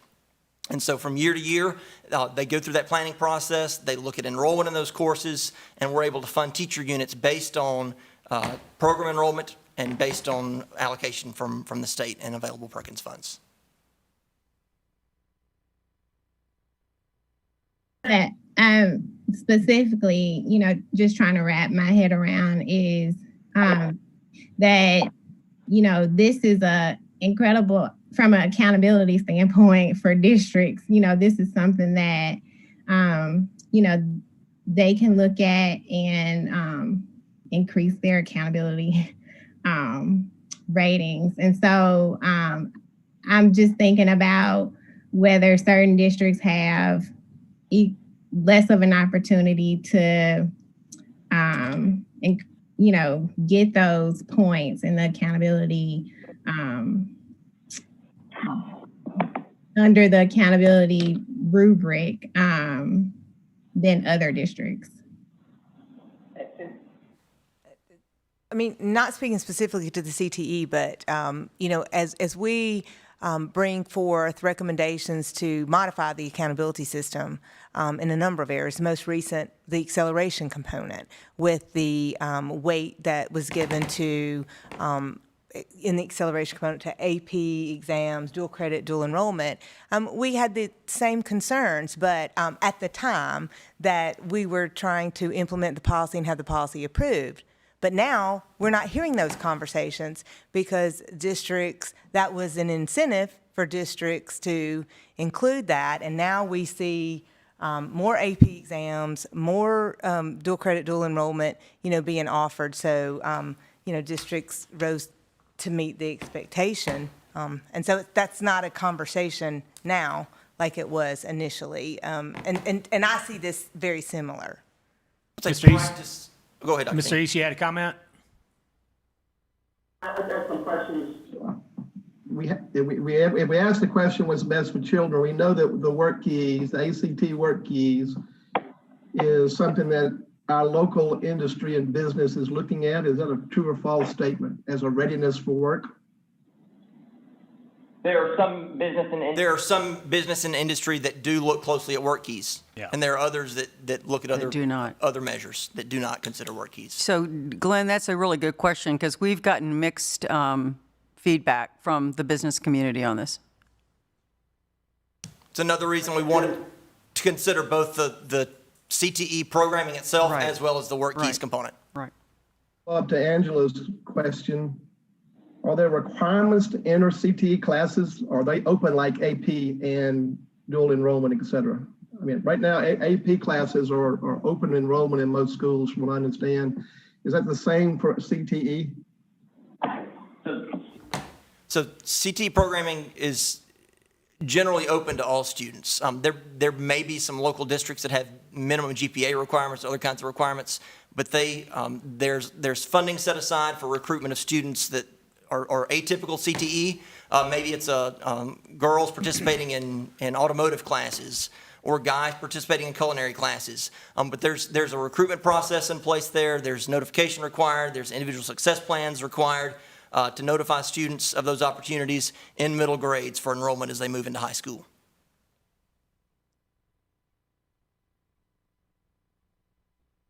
Okay. Other questions or comments? I have a follow-up to that. Now, but the CTE programs are limited in the total number of students that they can serve, correct? Typically limited based on funding. Then, let's go back to Dr. East's, question. So really, it is limited based upon enrollment. You would have the same, you could argue there's the same limitation for AP based on whether how many sections of the class they can offer. But I can't make the same argument for availability of openness for ACT, because everybody takes the ACT, correct? Yes. And some feedback that I've been privy to is that some of the smaller districts are saying that provide what you're asking for the and part of this, that they would have to, it's an unfunded mandate, that they have to get local dollars to participate. Are you talking about in the class itself, or are you talking about in WorkKeys? Not the class itself. Well, students don't pay for the classes. Well, I know that, but the district would. The districts fund the Right. assessment. But the districts are funded with the through the exception. Perkins money. I mean, And all through districts get. CT allocation. Yeah, they get money for that. For programming. I understand that allocation and talking about getting industry certification. So that is a reason that, go ahead, Nathan. No, sorry. so there's two separate legislative appropriations right now. One That's is right. for That's what's on the reimbursement side. of Cambridge, AP, IB, and WorkKeys. And this board's methodology identifies WorkKeys as the primary That's right. focus of that appropriation. There's a separate appropriation that will reimburse districts for industry certifications. It's been in place, I guess we're in our second year now of that allocation from the legislature. Correct. To cover industry certification costs. But again, keep in mind that industry certification is not a requirement to be able to get the accountability points for those students. If they complete the program and take the WorkKeys, But career and silver technical level. ed is, and that's the issue is, the equitability of this. If all districts don't have, equal resources for career and technical ed, which is woefully underfunded as our discretionary dollars where they go. We've already made that argument. 2% of our discretionary money goes to career and technical ed. My issue with this, and I get everything you're saying, and I don't disagree with the logic as it applies to accountability, but I'm concerned about the equitability on school districts by requiring that additional, the additional ACT WorkKeys available, silver level, got it. The additional stuff excludes, by definition, everybody who wants to participate from participating, regardless of their ability to access the resources. And that's the concern. All your arguments are cogent, intelligently articulated. I'm not disagreeing with how you're, positioning all this as it relates to the accountability. From a practical matter, are we unintentionally excluding? You can call it industry recognized certification. You can call it career pathways. You can call it career and technical ed. There's an additional component other than just ACT Silver. Period. And so as an access to resource, what I don't want to do is create policy that's really, I've seen it happen so many times, unintentionally marginalizing those that probably would benefit from this, from accessing it. So that's the argument as I see it. Ms. Altman. Okay, I sat through hours and hours and hours on this task force. Let me ask this question. Could you all give us the pros and the cons? Should we only do silver? I don't know that there was a lot of discussion about that in our last task force meeting, but should the requirement be that it's just silver? That they have to attain a silver score designation, whatever you want to call it? So a lot of that conversation about the silver as a standalone not being a valid and reliable measure took place with the Technical Advisory Committee and their recommendation. So, Well, I think there's a few points to be made on that, and one is they're not comparable assessments. No. ACT WorkKeys and ACT do not attempt to measure the same things.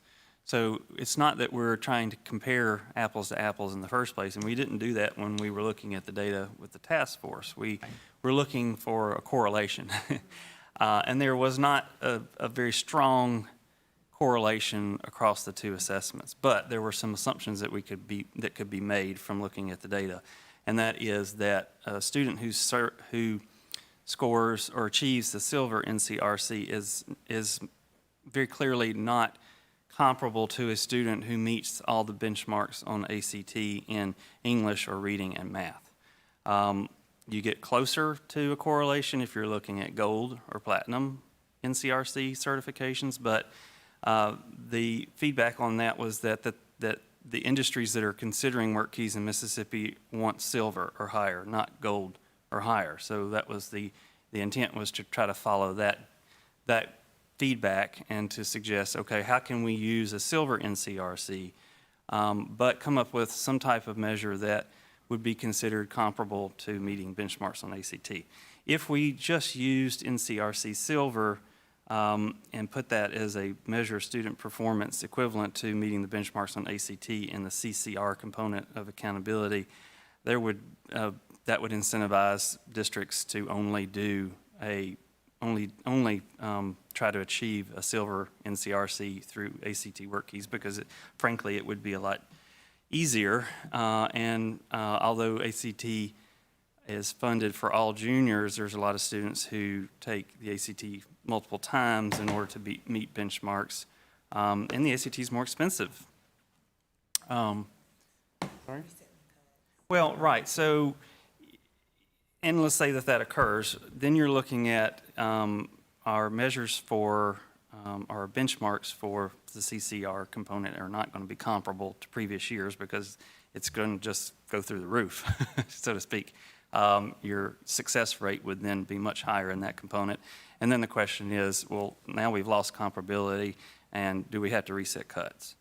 Well, in our discussion, I'm not sure I'm right about this, but currently with the extra requirement it goes into CCR and on the accountability model. If it's only silver, would it stay there or would it go into acceleration? It could be more favorable to move it to acceleration rather than CCR, and say. What do you mean by favorable? Because the rigor associated with only achieving a silver NCRC might be more comparable to the rigor that we consider as success in acceleration, such as a C or higher on dual enrollment courses. Okay. but the task force did not vote or consider. They had a split decision on moving it to acceleration when we moved that proposal forward. So their recommendation was for it to be in the college and career rating. It's 50 points versus 35 points is for all intents and purposes.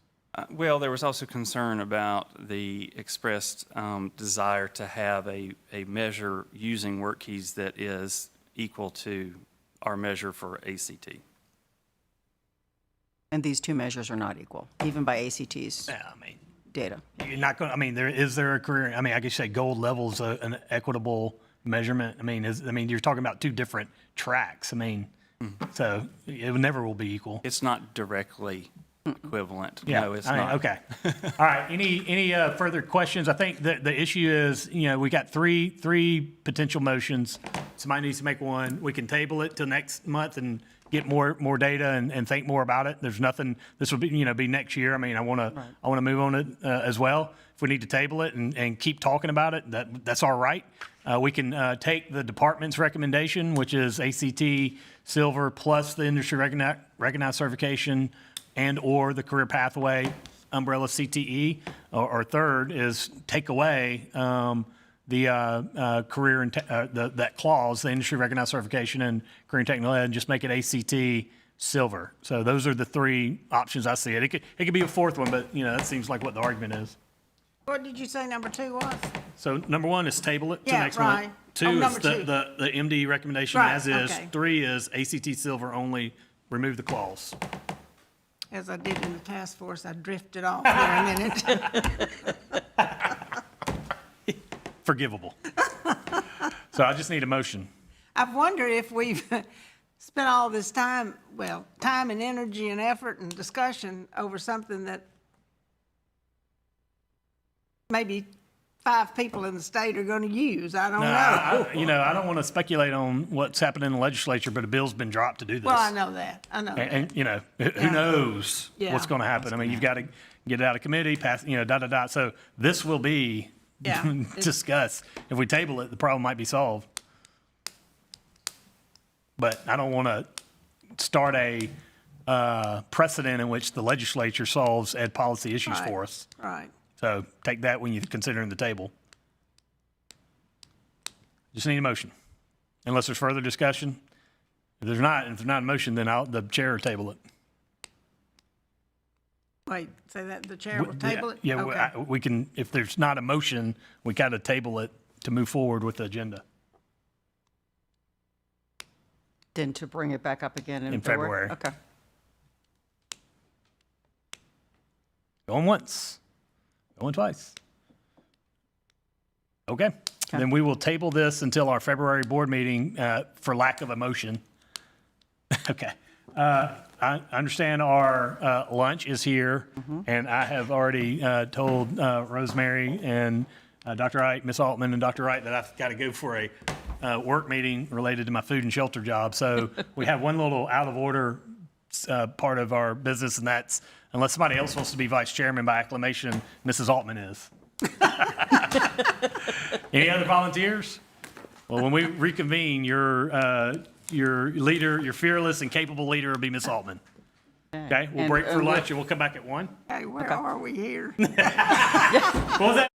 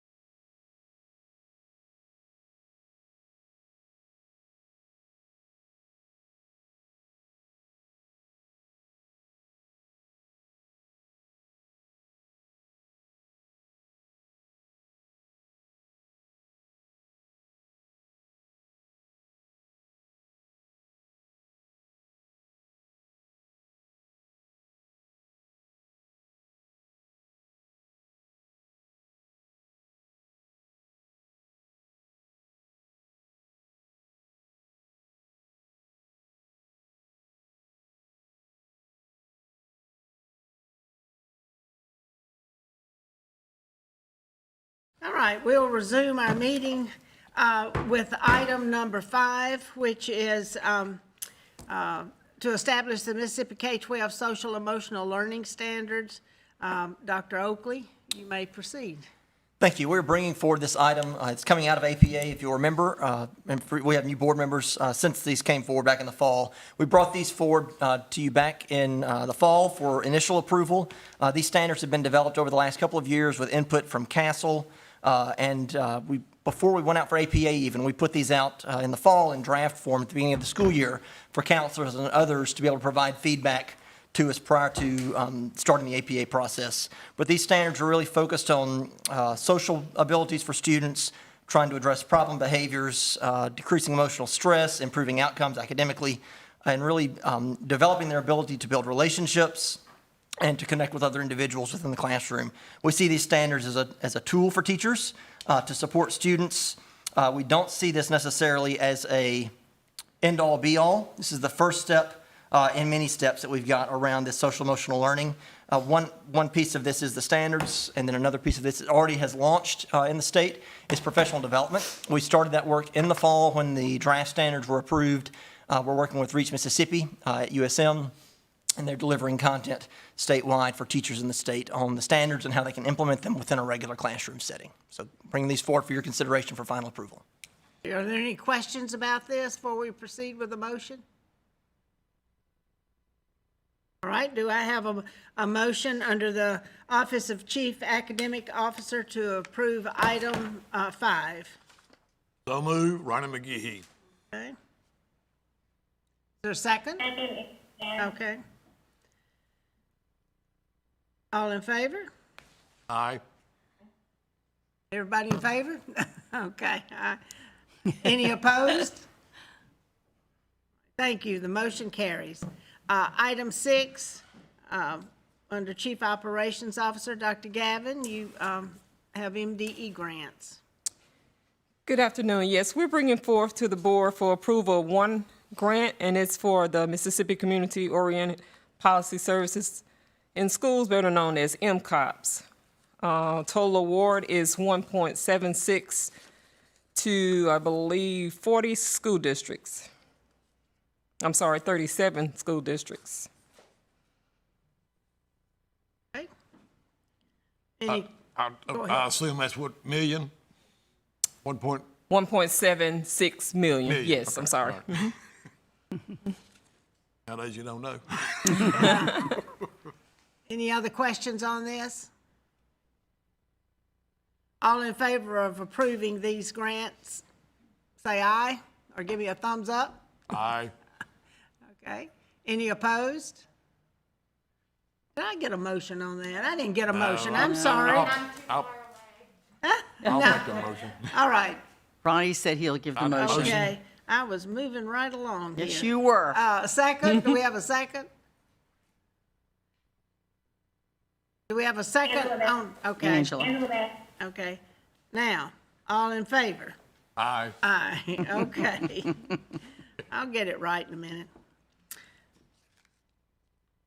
Okay. Next item is item 7. These are consent agenda items. Dr. Oakley, you have the first two. Any questions on the consent agenda items? A, B, C, D, E, and F? Yeah, so, all right. Do we have a motion to approve the consent agenda as presented? So moved, Dr. Karen Eagle. Okay. We have a second? Second, Ronnie McGehee. All in favor? Aye. Aye. All right. We have no items for an executive session, so we will move to the state board. Do we have a report of any meetings attended? Or do we need approval to attend any meetings? I would Okay, like go to share ahead. just a short snippet about my invitation from South Mississippi yesterday. good. I was really impressed with the collective conversation of superintendents in their practice. They're sharing across the Pine Belt, as a number of groups do as we go forward, and they're also impressive thinking about not only today, but what's going on tomorrow. They're ready for what's next. They're looking at potential changes of schedule. Interesting, their graduation preparations are kind of leaning back toward the virtual side. Some of their communities have said, look, it's more personable instead of mass gatherings. They are concerned about certifications and teacher employment, and that also high on their list is what kind of supports are out there for the learning loss, as they start to identify as we enter school next fall. But really impressed with educators and pleased with the teachers and the superintendents in their conversation.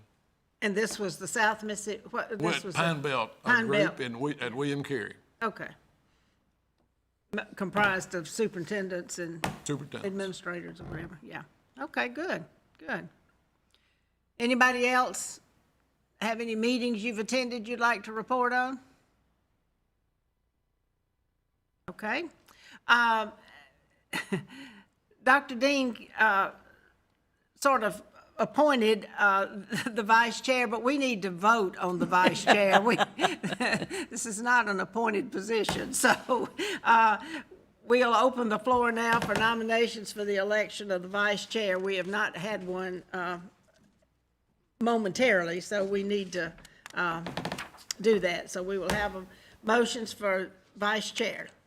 Do we have any?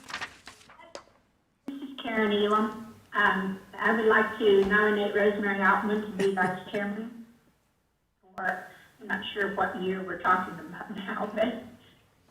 Well, I think it would be currently 21, I guess. Is that correct?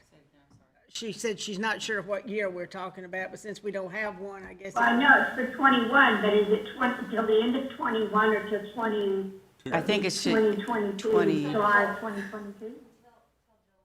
To July, yeah. To July of this year. So Dr. Elam is till July of this year, and then we will have to elect again a chair and a vice chair like we normally do in July. Right, okay. Okay.